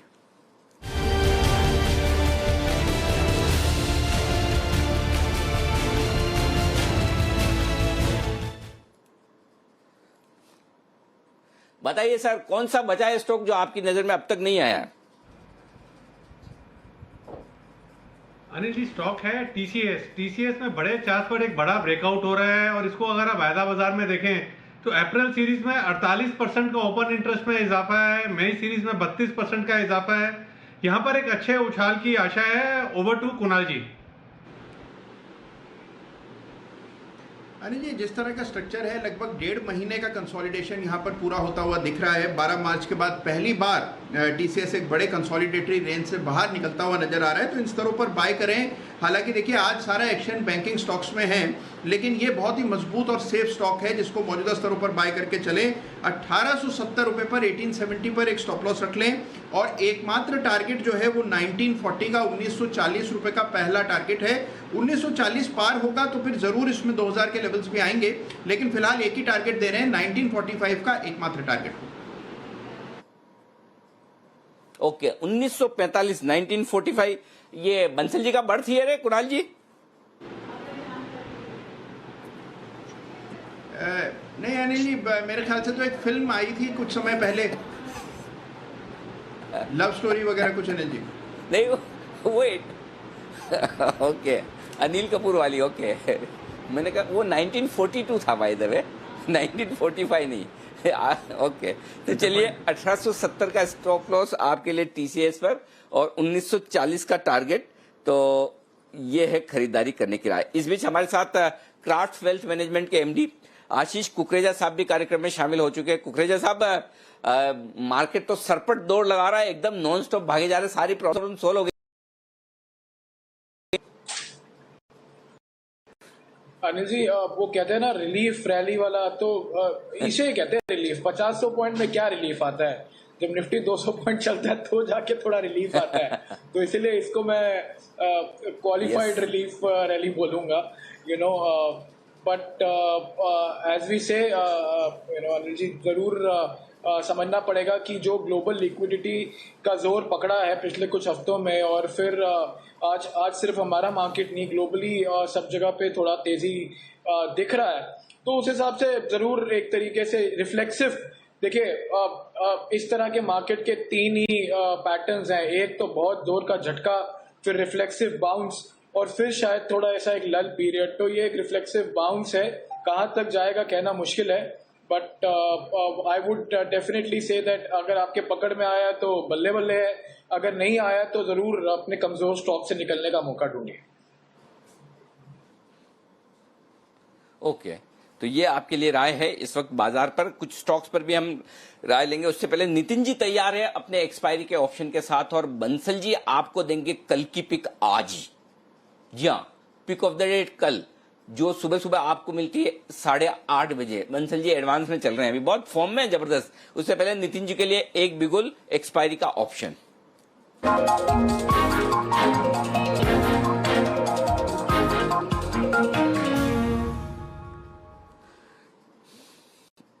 बताएं नितिन जी। देखिए जी 12:30 बजे वाले शो में दीप के साथ व्यू पॉजिटिव रख करके निफ्टी का 96 का टारगेट हम लोग लेके चल रहे थे। इनफैक्ट शॉर्ट कवरिंग आ रही है और उम्मीद है कि कल भी ये शॉर्ट कवरिंग कंटिन्यू रहेगी, तो पॉसिबल है कि हम लोग 9650 की तरफ भी मूव कर सकते हैं यहाँ से। तो उस केस में अब मैं एक बुल कॉल स्प्रेड लूंगा 1:1 में, जिसमें हम 96 की कॉल ऑप्शन एक खरीद लेंगे 50 रुपए में और 97 की एक बेच देंगे जो 16 रुपए में बिकेगी। तो ये करीब 34-35 रुपए की कॉस्टिंग मुझे बन रही है। इसमें मेरा स्टॉप लॉस होगा 15 रुपए का, यानी कि 34 रुपए में बन रही है। जब ये स्प्रेड 15 रुपए का रह जाए तो आप एग्जिट कर जाएं। अदरवाइज अगर ये 9650 9700 की तरफ जाती है तो प्रॉफिट मिल सकता है। टारगेट हम लेके चल रहे हैं 9650 से 97 के आसपास कहीं एक्सपायरी होनी चाहिए। तो व्यू बुलिश है। एक्सपायरी की जो रेंज है वो 96 के ऊपर और 97 के नीचे, इसी बीच में कहीं एक्सपायरी आ सकती है। ओके, तो एक बार जरा फिर से दोहरा दें नितिन जी अपनी स्ट्रेटजी, कौन सा कॉल ऑप्शन खरीदना है, कौन सा बेचना है? जी 1:1 96 की कॉल ऑप्शन हम एक ले रहे हैं जो 46 में मिल रही है, और इस प्रीमियम को हेज करने के लिए 97 की एक बेच रहे हैं जो 15 में बिक रही है। 1:1 ही कर रहे हैं क्योंकि मार्जिन की रिक्वायरमेंट ज्यादा आती है 1:2 करने में, तो 1:1 कर रहे हैं। इसमें 32 रुपए की कॉस्टिंग अभी आ रही है और 15 रुपए का हम स्टॉप लॉस रख रहे हैं, और टारगेट जो 32 रुपए की कॉस्टिंग है ये 60-65 रुपए तक का टारगेट आप रख सकते हैं। बहुत ही बढ़िया। अच्छा नितिन जी, अपने पीसीआर में एक ही स्टॉक है जहां ओपन पोजीशन खुली है, उस पर कोई अपडेट देना चाहेंगे आप? देखिए जी, एक पोजीशन एक्सिस बैंक की है और ये जिस तरीके का था डेटा उसके अगेंस्ट मूव हुआ है, तो इसमें आपको स्टॉप लॉस बुक कर लेना चाहिए। करीब 4800 रुपया का पर लॉट का लॉस है पर एक इस स्ट्रेटजी में, क्योंकि हम लोगों ने स्प्रेड किया था। तो अब कल एक्सपायरी है तो रख के कोई फायदा नहीं, क्योंकि 460 की कॉल ऑप्शन है। अगर आप रखना भी चाहें तो कल शॉर्ट कवरिंग के ख्याल से रख भी सकते हैं। अगर ये थोड़ा कोई शॉर्ट कवरिंग आ गई तो ऊपर मूव मिल सकती है, क्योंकि 500 की जो कॉल हम लोगों ने बेची थी वो तो जीरो हो गई, उसको आप कवर कर सकते हैं। 460 की एक कॉल ऑप्शन उसके अगेंस्ट में मेरी प्लस थी, उसमें जो भी प्रीमियम मिल रहा है मुझे लगता है वो निकल जाना चाहिए एक बार लेके, क्योंकि 5 से 6 रुपए के स्प्रेड में हम लोगों ने क्रिएट किया था। अभी स्प्रेड 2-2.5 यानी 4 रुपए का लॉस है, तो एग्जिट करके निकल जाए। ये है आपके लिए निफ्टी में, और साथ ही एक्सिस बैंक के पीसीआर में राय आपके लिए आती हुई। आइए, रिलायंस इंडस्ट्रीज नतीजे देने वाले हैं कल, और उस नतीजे में क्या है अनुमान बता रहे हैं हमें इस वक्त संदीप बताइए। देखिए नंबर्स अच्छे नहीं रहेंगे, कुछ खास एक्सपेक्टेशन है नहीं इस बार। बिक्री चाहे कामकाजी मुनाफा, चाहे मुनाफे की आप बात करें, करीब 9% के आसपास का आपको तिमाही दर तिमाही ड्रॉप नजर आएगा कंसोलिडेटेड बेसिस पे। ये इसलिए क्योंकि पहली बात तो जिस तरह से क्रूड फिसला है, जो औसत कीमत है क्रूड की वो काफ़ी नीचे आती हुई दिखी है, तो उस वजह से इनके जो जीआरएम्स हैं इस बार इम्पैक्ट होंगे। $9.25 के आसपास का जीआरएम था, वो घटकर एनालिस्ट $7 से $7.5 के बीच में आता हुआ दिखेगा। कई एनालिस्ट तो ऐसा भी एक्सपेक्ट कर रहे हैं कि क्योंकि ये $13 के आसपास की एडजस्टमेंट होनी है इस तिमाही में, तो अगर 7 के नीचे भी फिसल जाए तो शायद कोई हैरानी की बात नहीं है। और मैं आपको बता दूं, रिफाइनिंग इनका सबसे ज़्यादा रेवेन्यू कंट्रीब्यूटिंग सेगमेंट है, तो उस लिहाज से इस बार नंबर्स पे डेंट इसी वजह से देखने को मिलेगा। पेट्रोकेमिकल जो कि दूसरा कोर कारोबार है इनका, वहाँ पे थोड़ा सा सुधार एक बार देखने को मिलेगा, क्योंकि नेफ्ता के प्राइजेस जो गिरे हैं वो इनपुट होता है पेट्रोकेमिकल्स का, तो वहाँ पे इस बार थोड़ा सा सुधार देखने को मिलेगा। रिटेल तो इनका अच्छा कर ही रहा है, लेकिन इस बार हो सकता है थोड़ी सी धीमी पड़ती हुई दिखे रफ्तार, क्योंकि चौथी तिमाही सीजनली थोड़ी वीक होती है और कोरोना का इंपैक्ट भी है, क्योंकि इनके कुछ स्टोर्स बंद हुए थे, तो उस वजह से हो सकता है कि जो ग्रोथ है रिटेल की धीमी पड़ जाए, लेकिन धीमी नहीं पड़ेगी जियो की ग्रोथ ग्रोथ, वहां पे इस बार माना जा रहा है कि अगर आप देखें तो 2 करोड़ नए एडिशंस हुए हैं जहां तक ग्राहकों की बात है, और इन्होंने एक प्राइस हाइक तो किए ही थे इंडस्ट्री में, आपने देखा था दिसंबर में हुआ था, तो उस वजह से साल दर साल हो सकता है कि इनका जो मुनाफा है जियो का वो शायद 2 गुना भी होता हो। देखिए करीब 2000 करोड़ रुपए के आसपास का एक्सपेक्टेशन है, क्योंकि शायद जियो के नंबर्स का ज्यादातर एनालिस्ट लेके चल रहे हैं 1350 करोड़ रुपए के मुकाबले। आपको मैं क्वार्टर क्वार्टर के नंबर्स बता रहा हूं, तो जियो के नंबर्स बहुत स्ट्रांग आएंगे, रिटेल थोड़ा कंट्रीब्यूट करेगा, पेट्रोकेमिकल अच्छा रहेगा, उससे काफी हद तक जो रिफाइनिंग का खराब परफॉर्मेंस है जहां पे इस बार माना जा रहा है कामकाजी मुनाफा 50% गिरेगा, वो काफी हद तक नेगेट हो जाएगा, लेकिन फिर भी आपको असर तो नेगेटिव साइड पे दिखेगा ही। इसीलिए हम कह रहे हैं 9% के आसपास का ड्रॉप आपको सभी पैरामीटर्स पे देखने को मिलेगा। रही बात राइट्स इशू जो कंपनी ने कहा है, अब उसका जो क्वांटम है, कितने इक्विटी के लिए वो आता है, वो देखना बहुत इंपॉर्टेंट होगा, और उसकी जो प्राइसिंग है, ये 2 चीजें जो कि एनालिस्ट मान रहे हैं कि शॉर्ट टर्म के लिए कहीं ना कहीं ट्रेंड का जो प्राइस का है वो कहीं ना कहीं डिसाइडिंग फैक्टर होगा। लंबी अवधि के लिए तो अच्छा है क्योंकि ये अपना कर्ज भुगतान करने के लिए ये चीज कर रहे हैं, लेकिन ओवरऑल देखा जाए शॉर्ट टर्म के लिए प्राइसिंग और कितना साइज आता है इसी के ऊपर नजर रहेगी।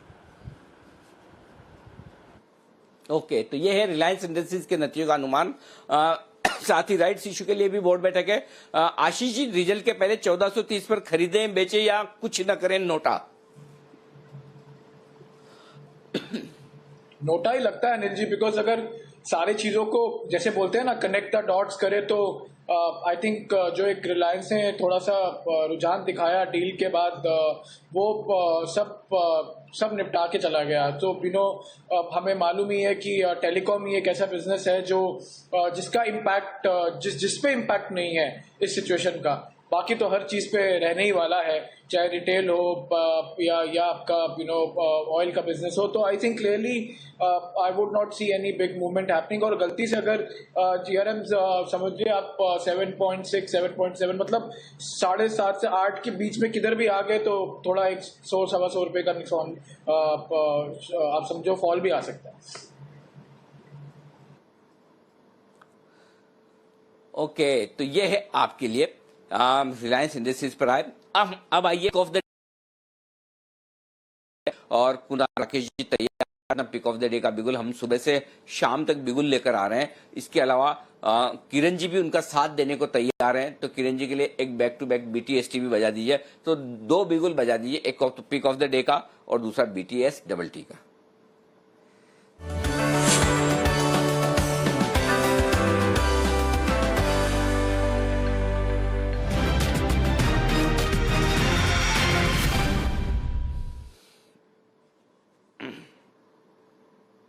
ओके, पहले शुरुआत आप कीजिए कुणाल जी, Rakesh ji, pick of the day के बिगुल के लिए जो आपका कल का एडवांस में बच गया है, बताइए सर।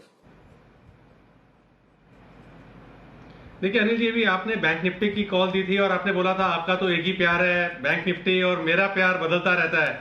तो अनिल जी, जो पैटर्न है, this is my new love, stock is Adani port, miss नहीं करना चाहिए। जिस तरीके का टेक्निकल पैटर्न अनिल जी, इसमें एक्सपायरी के चलते कोई बड़ी बात नहीं है, टारगेट जो है कल के कल ही देखने को मिले 297 300 के लेवल्स तक की एक बड़ी रैली अदानी पोर्ट दिखाने का दमखम रखता है, और इस पिक में कुणाल जी भी साथ दे रहे हैं। ओवर टू कुणाल जी। अनिल जी, देखिए सबसे पहले तो परंपराएं तोड़ करके सवेरे की कॉल को दोपहर के शो में लेने के लिए आपका विशेष धन्यवाद। और अनिल जी, ब्रेकआउट आता हुआ अडानी पोर्ट में नजर आ रहा है, जैसे राकेश जी ने बताया, बहुत ही बेहतरीन चार्ट स्ट्रक्चर है, हर पैमाने पर ये एक्सेप्शनल चार्ट लगता है और ब्रेकआउट आता हुआ नजर आ रहा है। तो मौजूदा स्तरों पर यहाँ पर खरीदें, 270 के आसपास, 270 के आसपास एक स्टॉप लॉस रख लें। 297 300 के एग्रेसिव टारगेट हैं, तो 297 300 तक जाने की संभावना दिखती है, यानी कि यहाँ से भी आपको करीबन 7 से 8% की तेजी देखने को मिलेगी अडानी पोर्ट में, बाय करके चलें। तो ये है अनिल जी कल का शेयर आज, कल का शेयर आज ही।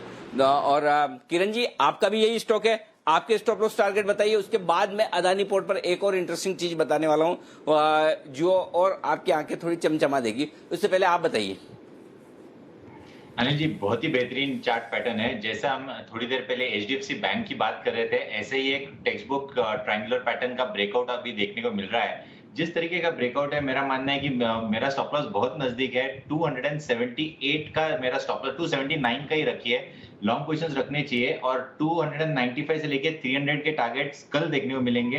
300 का नेक्स्ट बैरियर है, ये एक बार निकल जाता है तो 315 के टारगेट देखने को मिलेंगे। बहुत बड़ी मूव है इस स्टॉक में भी, शॉर्ट कवरिंग कैंडिडेट है, बेहतरीन चार्ट पैटर्न। ओके, तो ये है आपके लिए राय अदानी पोर्ट में। अब इसमें एक चीज और बताता हूं, आप दोनों तीनों के लिए सवाल है, अदानी पोर्ट, कुणाल जी, राकेश जी और किरण जी, इस पे और कौन कल परसों में एक एनालिस्ट बुलिश हुआ जो जनरली बुलिश हो नहीं पाता किसी शेयर पे, मार्केट पे? ऐसा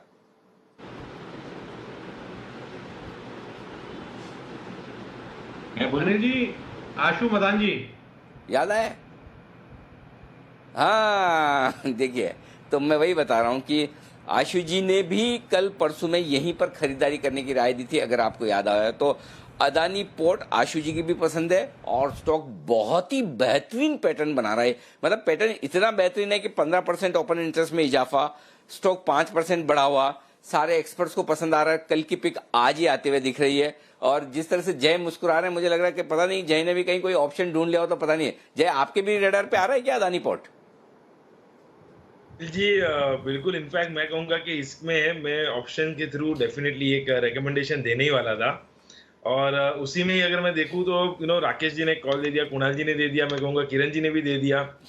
सो मैं वही सोच रहा था कि अगर अनिल जी मुझे मौका दे देते तो मैं भी ऑप्शन के थ्रू अदानी पोर्ट में रिकमेंडेशन दे देता हूं, बिकॉज अनिल जी बिल्कुल बजवाई दीजिए। बिल्कुल बिगुल आपके लिए बजवा देते हैं, और इस बीच बिगुल के पहले एक सील साइन डिलीवर्ड वाला स्टाम्प लगा दीजिए। माफ कीजिएगा, आशु जी की कॉल आज सुबह की थी। 268 का स्टॉप लॉस, 285 का टारगेट, 276 पर उन्होंने खरीदारी करने की राय दी थी। 285 का टारगेट आशु जी का, साइन सील डिलीवर्ड। एक तो है ना, आशु जी इतनी तेजी की पिक्स देते हैं स्टॉक्स में, पिछले 10 दिनों से 15 दिनों से लगातार दे रहे हैं, स्प्रेड भी बना रहे हैं, लेकिन इमेज कब बदलेगी ये पता नहीं। इमेज तो अभी भी मंदी वाली बनी हुई, इतने सारे तेजी के कॉल सुन के सुपर हिट हो रहे हैं, लेकिन चलिए जब बदलेगी तब बदलेगी। इस वक्त बिगुल जय ठक्कर के लिए छोटा ऑप्शन, बड़ी कमाई।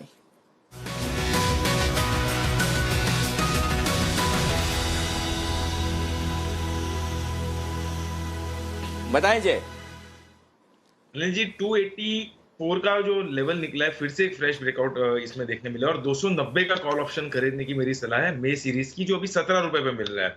इस पे अनिल जी मैं कहूंगा जो ऊपर में टारगेट्स बनकर आ रहे हैं स्टॉक में लगभग 305 के, जो उसका प्रीवियस गैप है 305 के आसपास है, और मेरा ये मानना है कि 305 तक तो जाएगा ही। गैप फिलिंग प्रोसेस भी ये स्टॉक में हमें देखने मिल सकता है, जो 316 तक जा सकता है ये स्टॉक। तो मे में लगभग 305 से 316 ये लेवल्स हमें अडानी पोर्ट्स में देखने मिलने चाहिए, और उसके कारण ये जो 290 का कॉल ऑप्शन है, ये मुझे ऐसा लग रहा है अनिल जी, लगभग जो मैंने 17 रुपए पर रेकमेंड किया है उसका वैल्यू लगभग 30 रुपए से लेकर 35 रुपए हो जाएगा, मिनिमम 30 से 35 पहला टारगेट हो जाएगा अनिल जी। सो ये इमीडिएट बेसिस पर बाय करना चाहिए। नीचे में जो स्टॉप लॉस रहेगा वो लगभग 12 रुपए के आसपास रहेगा। तो risk reward point of view अगर आप देखें अनिल जी, करीब करीब 1:3 1:4 तक बन रहा है। एक मिनट, तो ये ऑप्शन कौन सा खरीदना है? कॉल ऑप्शन कल वाला ही खरीदना है, राइट? और कितने में? एक बार जरा जय फिर से दोहरा दें मुझे। अनिल जी बिल्कुल, मे सीरीज का 290 का कॉल ऑप्शन मैंने अनिल जी ये रेकमेंड किया है। मे सीरीज का 17 रुपए पे 12 के स्टॉप लॉस और 30 और 35 के टारगेट। ओके, 17 रुपए में खरीदना है, 12 रुपए का स्टॉप लॉस, 30 से 35 का टारगेट। ये है अदानी पोर्ट में 290 रुपए का मई का ऑप्शन खरीदने की राय। अच्छा, ये पिक ऑफ द डे जो आपका है, क्या नाम है आपका आजकल? राकेश जी, कुणाल जी, ये 291-92 हो गया।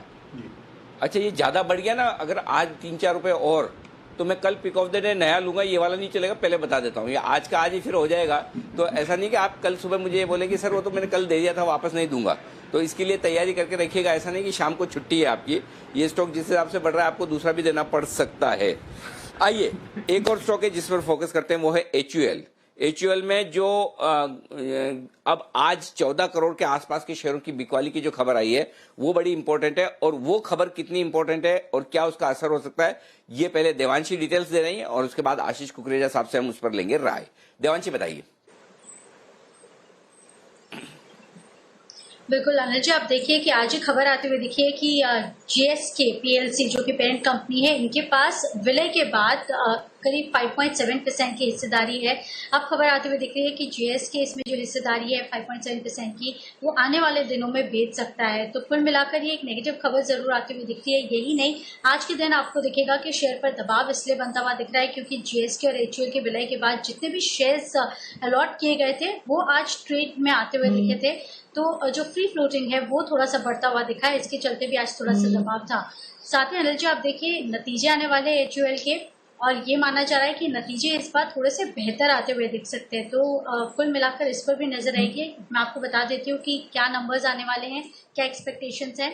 जो आय है करीब 2% तक बढ़ने की उम्मीद लगाई जा रही है। कामकाजी मुनाफा करीब 13% तक बढ़ता हुआ दिख सकता है, और जो मार्जिन है 25% के आसपास आएंगे। उसकी वजह ये है कि जो विज्ञापन खर्च है वो एक्चुअल काफ़ी करता है, इसमें काफ़ी कटौती होती हुई दिखेगी। और साथ ही जो एसेंशियल आइटम्स है, कुल मिलाकर अगर आप एक्चुअल का देखें तो 75% के आय का हिस्सा एसेंशियल आइटम्स की बिक्री से आता है, तो यहाँ से सहारा मिलता हुआ दिखेगा। और साथ ही अगर वॉल्यूम की बात करें, जो सबसे अहम होगा कल के नंबर्स में, वो देखना होगा कि 3% के लेवल्स के आसपास का अनुमान बनता हुआ दिख रहा है। पिछले का जो बेस है पिछले साल का वो 7%, तो ऊंचा बेस है। अगर 3% के आसपास भी वॉल्यूम्स आ जाते हैं तो बेहतर माना जाएगा।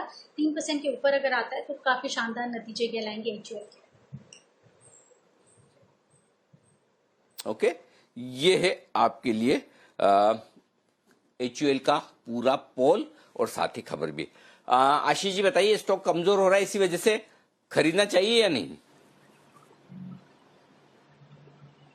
अनिल जी, थोड़ा इसमें अभी देखिए जिस तरीके से आज का ट्रेड का रुझान है, आप ज्यादा जो एक्शन है उन स्टॉक्स की तरफ देख रहे हैं जो पूरे सेक्टर्स बीटन डाउन थे या जहां पे प्रेशर ज्यादा था, और इन टर्न जो सेक्टर्स थोड़े बचे रहे सो टू स्पीक, वो थोड़ा अभी थकावट दिखा रहे हैं। इसी वजह से थोड़ा ये प्रेशर भी बना हुआ है। देखिए ये क्वार्टर तो ठीक ठाक रहने की पूरी उम्मीद है ही। वी ऑल अंडरस्टैंड कि जो डिस्क्रिशनरी साइड ऑफ पोर्टफोलियो है वहां पे थोड़ा प्रेशर होगा। अदरवाइज तो बाकी जो पर्सनल केयर है वो तो एकदम इस समय फ्लेवर में है, और बाकी सेगमेंट्स में भी आपको थोड़ा आने वाले समय में तेजी दिख सकती है। देखिए मुझे ऐसा समझ में आ रहा है कि आप जब भी ऐसा एक समय आता है तो एफएमसीजी सेक्टर्स में कुछ कंपनीज होती हैं जो अपनी स्ट्रैटेजी को जल्दी से तैयार करती हैं। अगर मैं आपको बहुत क्रूड सा एग्जांपल देना चाहूँ तो ऐसा नहीं होता कि मैं वो कैटेगरी की कंजम्पशन बंद करता हूँ, लेकिन मैं एक लेवल नीचे जाता हूँ और उससे सस्ती आइटम लेना शुरू करता हूँ जब इस तरह का माहौल आता है। और उन चीज़ों में to cut the long story short, HUL की पकड़ बहुत स्ट्रांग रही है, वी ऑल अंडरस्टैंड। और मुझे ऐसा लगता है कि ये मौका ही होगा, अगर थोड़ा सा और गिरावट बनती है तो ये स्टॉक में आप जरूर एंट्री ले सकते हैं। मीडियम टर्म में तो आपको डिसअपॉइंट नहीं करेगा, लॉन्ग टर्म में थोड़ा जरूर थका हुआ स्टॉक हो सकता है। ओके, तो बिल्कुल ये है आपके लिए राय एचयूएल पर। और आइए अगला बिगुल है अब आशु मदान साहब के लिए, बीटीएसटी का कॉल।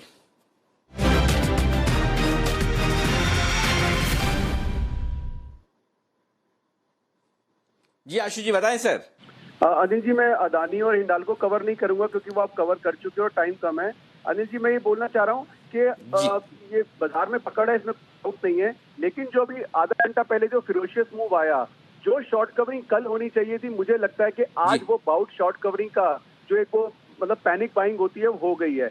तो मुझे लगता है कि अनिल जी ना, मैं रिवर्स स्प्रेड बनाना चाहता हूँ सिर्फ कल के लिए। अनिल जी 9550 चल रहा है निफ्टी, मुझे 9600 की पुट लेनी है, 9600 की पुट लेनी है अनिल जी, जिसका रेट अभी थोड़ा बढ़ गया क्योंकि 10 मिनट से मैं इसको कोशिश कर रहा था, तो अब 85 रुपए का रेट हो गया इसका।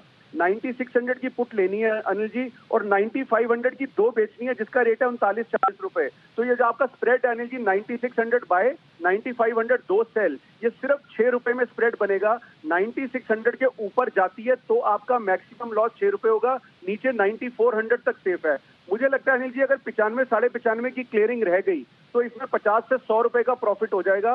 ये सिर्फ एक कॉन्ट्रा ट्रेड है कल तक के लिए। उसका सिंपल रीजन है, जो शॉर्ट कवरिंग हम कल एक्सपेक्ट कर रहे थे, मेरे हिसाब से आज अभी जो लास्ट आधे घंटे में हुई है वो एक बार हो चुकी है। ओके, चलिए तो यहाँ पर 9600 का पुट ऑप्शन खरीदिए और इसकी कॉस्ट कम करने के लिए 9500 के 2 पुट ऑप्शन बेच दीजिए। 6 रुपए की कॉस्ट आएगी। मैक्सिमम नुकसान 6 रुपए का ही है अगर बाजार गिरता है तो, लेकिन अगर बढ़ता है तो माफ कीजिएगा, और गिरता है तो यहाँ पर आपको 9500 9400 तक आता है तो मुनाफा हो सकता है। तो ये एक कॉन्ट्रा कॉल आशु मदान साहब का यहाँ पर पुट ऑप्शन के जरिए स्प्रेड बनाकर आशु सर की। अब अगले 2-3 मिनट में 2 चीजें होने वाली, एक तो हमारी 3:20 की क्लोजिंग स्ट्रेटेजी भी रहेगी और दूसरा ये कि भसीन साहब एक बार फिर से जुड़ेंगे। भसीन साहब कह रहे हैं कि एक बार फिर से वो एक बेहतरीन पिक देना चाहते हैं कल के लिए। तो भसीन साहब की एक BTST पिक आखिरी मिनटों में आने की तैयारी में, उसके लिए आप थोड़ा सा इंतजार कर सकते हैं। लेकिन 9500 के ऊपर क्लोज होने की तैयारी निफ्टी के, 21000 के ऊपर क्लोज होने की तैयारी बैंक निफ्टी के। आप देखिए जो एग्रेसिव शॉर्ट कवरिंग हुई 21350 तक बैंक निफ्टी पहुंचा है और वहां से वापस 300 पॉइंट नीचे भी आया। तो दोनों तरफ के बड़े मूव आते हुए दिख रहे हैं। वापस से डेटा बनने दीजिए और फिर हम अगला मूव बैंक निफ्टी का पकड़ेंगे। तो आपको 300 पॉइंट की तेजी नॉन स्टॉप कुछ ही मिनटों में मिली है। बस यही है, 21350 का जो पहला टारगेट था बैंक निफ्टी वो हिट करके वापस आया भी है। तो दोनों तरफ के मूव आते हुए दिख रहे हैं और बड़ा इंटरेस्टिंग होता दिख रहा है बाजार। कुल मिलाकर मजबूती के साथ ही कारोबार होता हुआ दिख रहा है। एक स्टॉक जो कमजोरी में थोड़ा सा आगे बढ़ता हुआ दिख रहा है और वो है Asian paints. Ashish ji, fundamentally क्या रहा है? आज पेंट कंपनियों पर रिपोर्ट्स भी आई थी, एशियन, बर्जर, ये क्या कंजम्पशन से जुड़े हुए स्टॉक सब एक साथ गिर रहे हैं इसलिए, या कोई और वजह? जैसे आपको बता ही रहा था कि ये एक सॉर्ट ऑफ आज का जो ट्रेड का ट्रेंड है उसी लाइंस पे आपको ये बिकवाली दिख रही है। जो एक sort of sense of comfort वाले स्टॉक्स हैं, वहीं पर ही आपको थोड़ा सा एक माहौल ऐसा दिख रहा है कि सेल ऑफ जैसा माहौल है। देखिए अनिल जी, अगर आने वाले समय में सरकार को बहुत ज़्यादा मेजर्स लेने पड़ेंगे तो सबसे पहले तो यही सेक्टर्स में आपको एक समझ लीजिए मूवमेंट देखने को मिलेगी, क्योंकि वहाँ से ही सीधा आप पहला सीमेंट, पेंट और ये सब सेक्टर्स में ही आपको थोड़ा सा एक रिलीफ दिखेगा। तो मैं बिल्कुल ही मानता हूँ कि ये like I said for actual, यहाँ पर भी अगर अच्छा गिरावट थोड़ी बढ़ती है तो स्ट्रॉन्ग स्टॉक्स एक्यूमुलेट करने का और वीक स्टॉक से निकलने का बिल्कुल बहुत अच्छा अपॉर्चुनिटी है। अगर कल का भी एक्सपायरी के समय और आपको मूव मिल जाए तो मैं बार बार यही दरख्वास्त करूंगा कि जो आपके पोर्टफोलियो में कमजोर स्टॉक्स हैं आप जरूर निकलिए उनसे। ओके, तो चलिए प्रॉफिट बुक करते चले। ये है राय आपके लिए आशीष जी की तरफ से। आइए अगला बिल्कुल भसीन साहब के लिए आखिरी मिनटों की एक बेहतरीन स्ट्रेटेजी भसीन साहब की तरफ से आती हुई।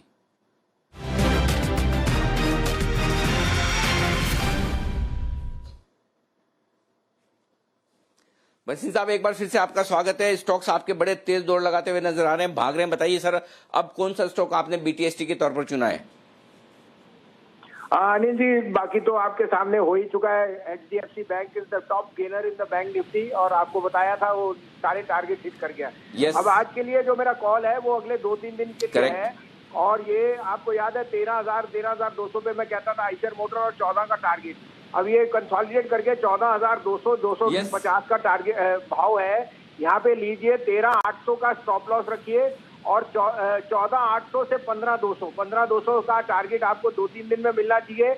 अगर आप इसको 10 दिन रखते हैं before the middle of May तो इसका मेरे को 16,000 का टारगेट दिखता है। I am very bullish on Eicher motor with a slightly longer term view. So 14,200 yes sir. अभी 14,800 से जी सर, सॉरी मैं माफ कीजिएगा, मैं बीच में बोल गया, आप बोलिए, अपनी बात पूरी करें सर जी। हाँ, तो सर 14,200 से 250 में लीजिए 13,800 का स्टॉप लॉस, 14,800 से 15,200 अगले 3 दिन में, और अगर आप 15 दिन या 20 दिन रखें तो 16,000 का टारगेट आना चाहिए। 14,800 का टारगेट कोई बड़ी बात नहीं वसीम साहब, आपका कल ही आ जाए। और आज हम बात भी कर रहे थे थोड़ी देर पहले आपसे कि जिस तरह से उस पर भी मैं आता हूं, उससे पहले आप देखिए 14,800 ये पहला टारगेट है जो कल के लिए ही आप रख सकते हैं। 1-2 दिन में आ जाए बड़ी बात नहीं। 15,200 2-4 दिनों के लिए रखिए और 16,000 का टारगेट पोजिशनल रखिए। आइशर मोटर पर पहले भी 13,000 के नीचे वसीम साहब ने बोला था तब भी तेजी से भागा था, अब भी आयशर। सबसे बढ़िया बात है कि आपको सस्ते में लेने को मिल रहा है, लाल निशान में खरीदने को मिल रहा है। ये है एक बेहतरीन पिक। और वसीम साहब, थोड़ी देर पहले जब हम बात कर रहे थे, उसके बाद देखिए जो शॉर्ट कवरिंग हुई है, 100 पॉइंट बैंक निफ्टी लगभग 100 पॉइंट निफ्टी लगभग वहां से बढ़ा है, आप देखिए, और बैंक निफ्टी भी लगभग 300-400 पॉइंट बढ़ा है। तो बेहतरीन मूव आ रहा है। आप अब लग रहा है ना 9,800 जल्दी आ सकता है। बिल्कुल 8,100 पे सारा इंडिया ही नहीं, सारा दुनिया बेरिश है और अभी भी बेरिश है और मंदी आ नहीं रही और डिसबिलीफ रैली चली जा रही है। So ride the storm. अभी भी 9,800 to 10,000 are the immediate target. वो इस हफ्ते नहीं तो next week I am very sure they will come sir. बिल्कुल। तो चलिए, बहुत बहुत शुक्रिया सर बेहतरीन पिक्स देने के लिए। और इस बीच आयशर मोटर्स भी तेज दौड़ लगाता हुआ बसीन साहब के बोलने के बाद 100-125 रुपए की मजबूती और होती हुई दिख रही है आयशर मोटर्स में। आइए, अब वक्त है 3-20 की स्ट्रेटेजी का। दीप बिगुल बजाकर ग्लोबल मार्केट्स बता दें जरा। बिल्कुल अनिल जी, स्ट्रैटेजी ले लेते हैं, बिगुल बजाते हैं स्ट्रैटेजी का।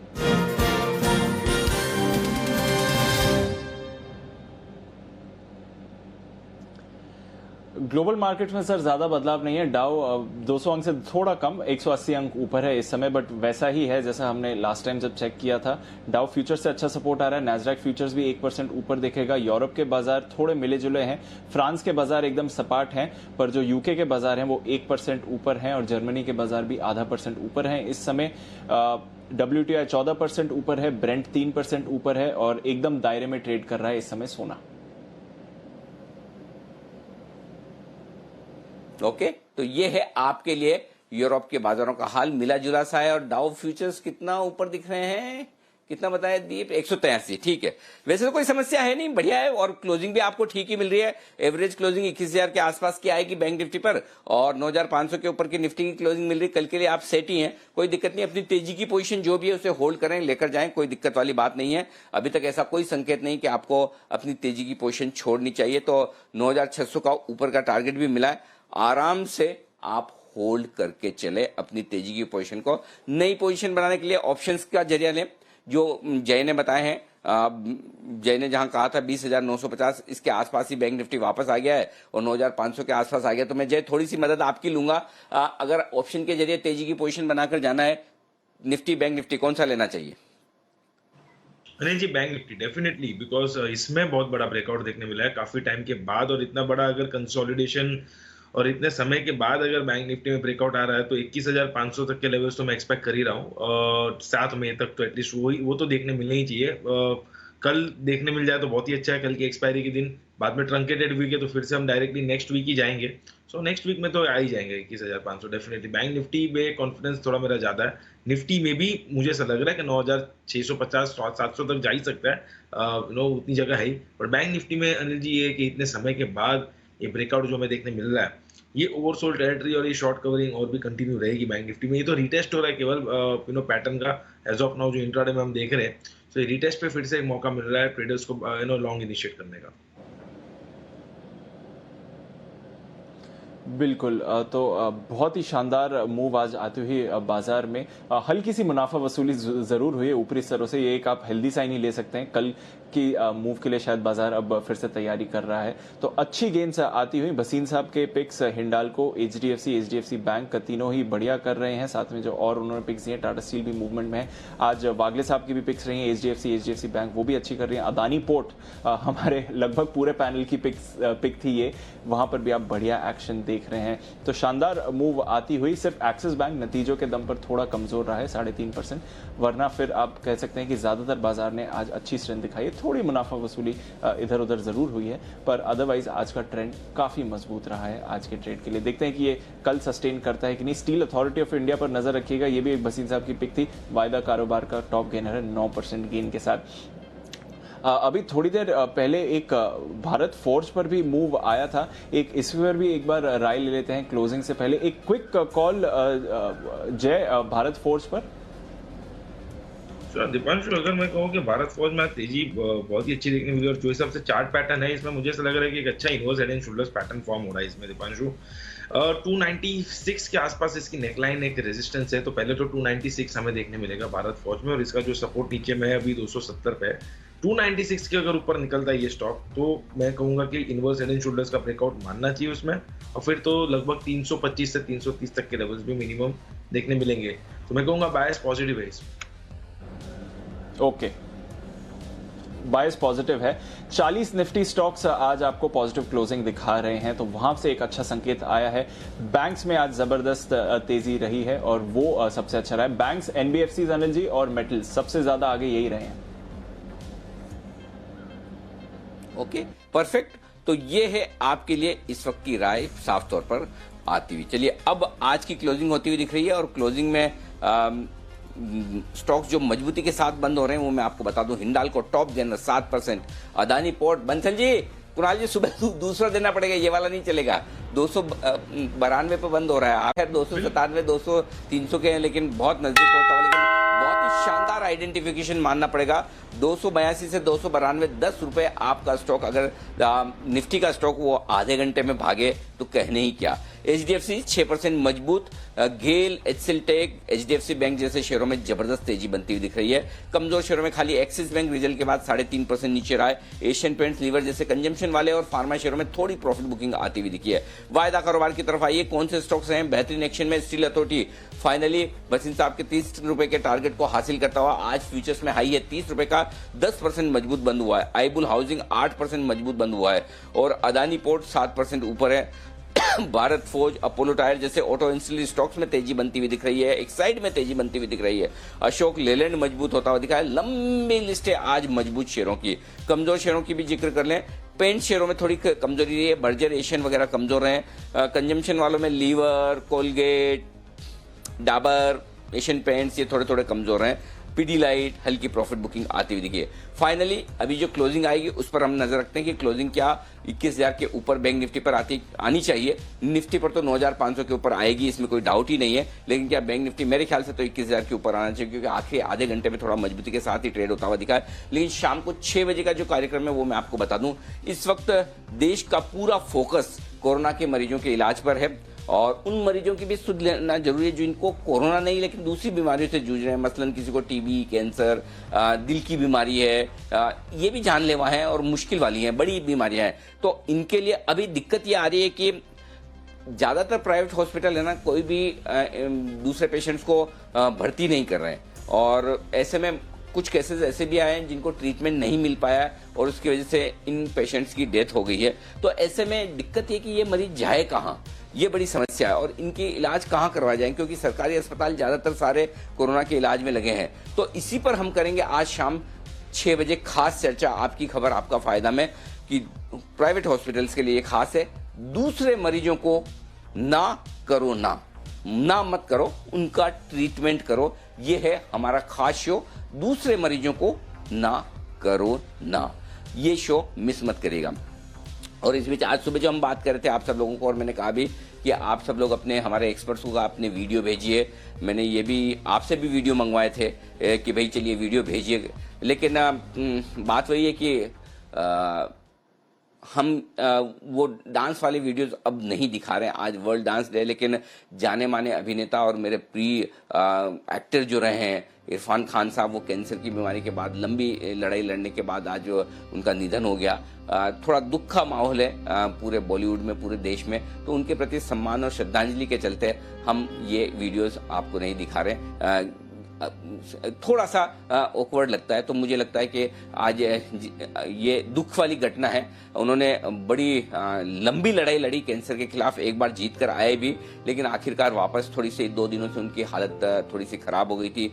कोकिलाबेन हॉस्पिटल में उन्हें एडमिट करवाया गया, जहां अब ये खबर आई आज दोपहर में उनका निधन हो गया। तो हम उन्हें श्रद्धांजलि अर्पित करते हैं और इसी वजह से हम जो भी वीडियोज आए, मैं आपसे माफी चाहता हूं कि हम इस वजह से नहीं दिखाना चाहते हैं। तो इरफान खान साहब जो एक बहुत ही बेहतरीन एक्टर थे और मुझे सबसे ज्यादा दीप इसलिए पसंद आते थे कि उनकी एक स्टाइल है एक्टिंग की, और जो मुझे लगता है कि मैं उनसे काफी प्रभावित हुआ हूँ, या मेरी और उनकी तरीका काफी मिलता है कि वो एकदम इनफॉर्मल सा जो तरीका होता है कि जहां वो कहीं एक्टिंग नहीं कर रहे हैं, बनावटी नहीं, जैसा उनको मन में आता है वो वैसे बोलते हैं, और वही उन्होंने एक अपनी पहचान बनाई।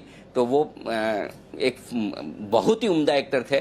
मैंने उनकी ढेर सारी मूवीज देखी हैं, तो उनके जाने का जरूर हमको सबको दुख है।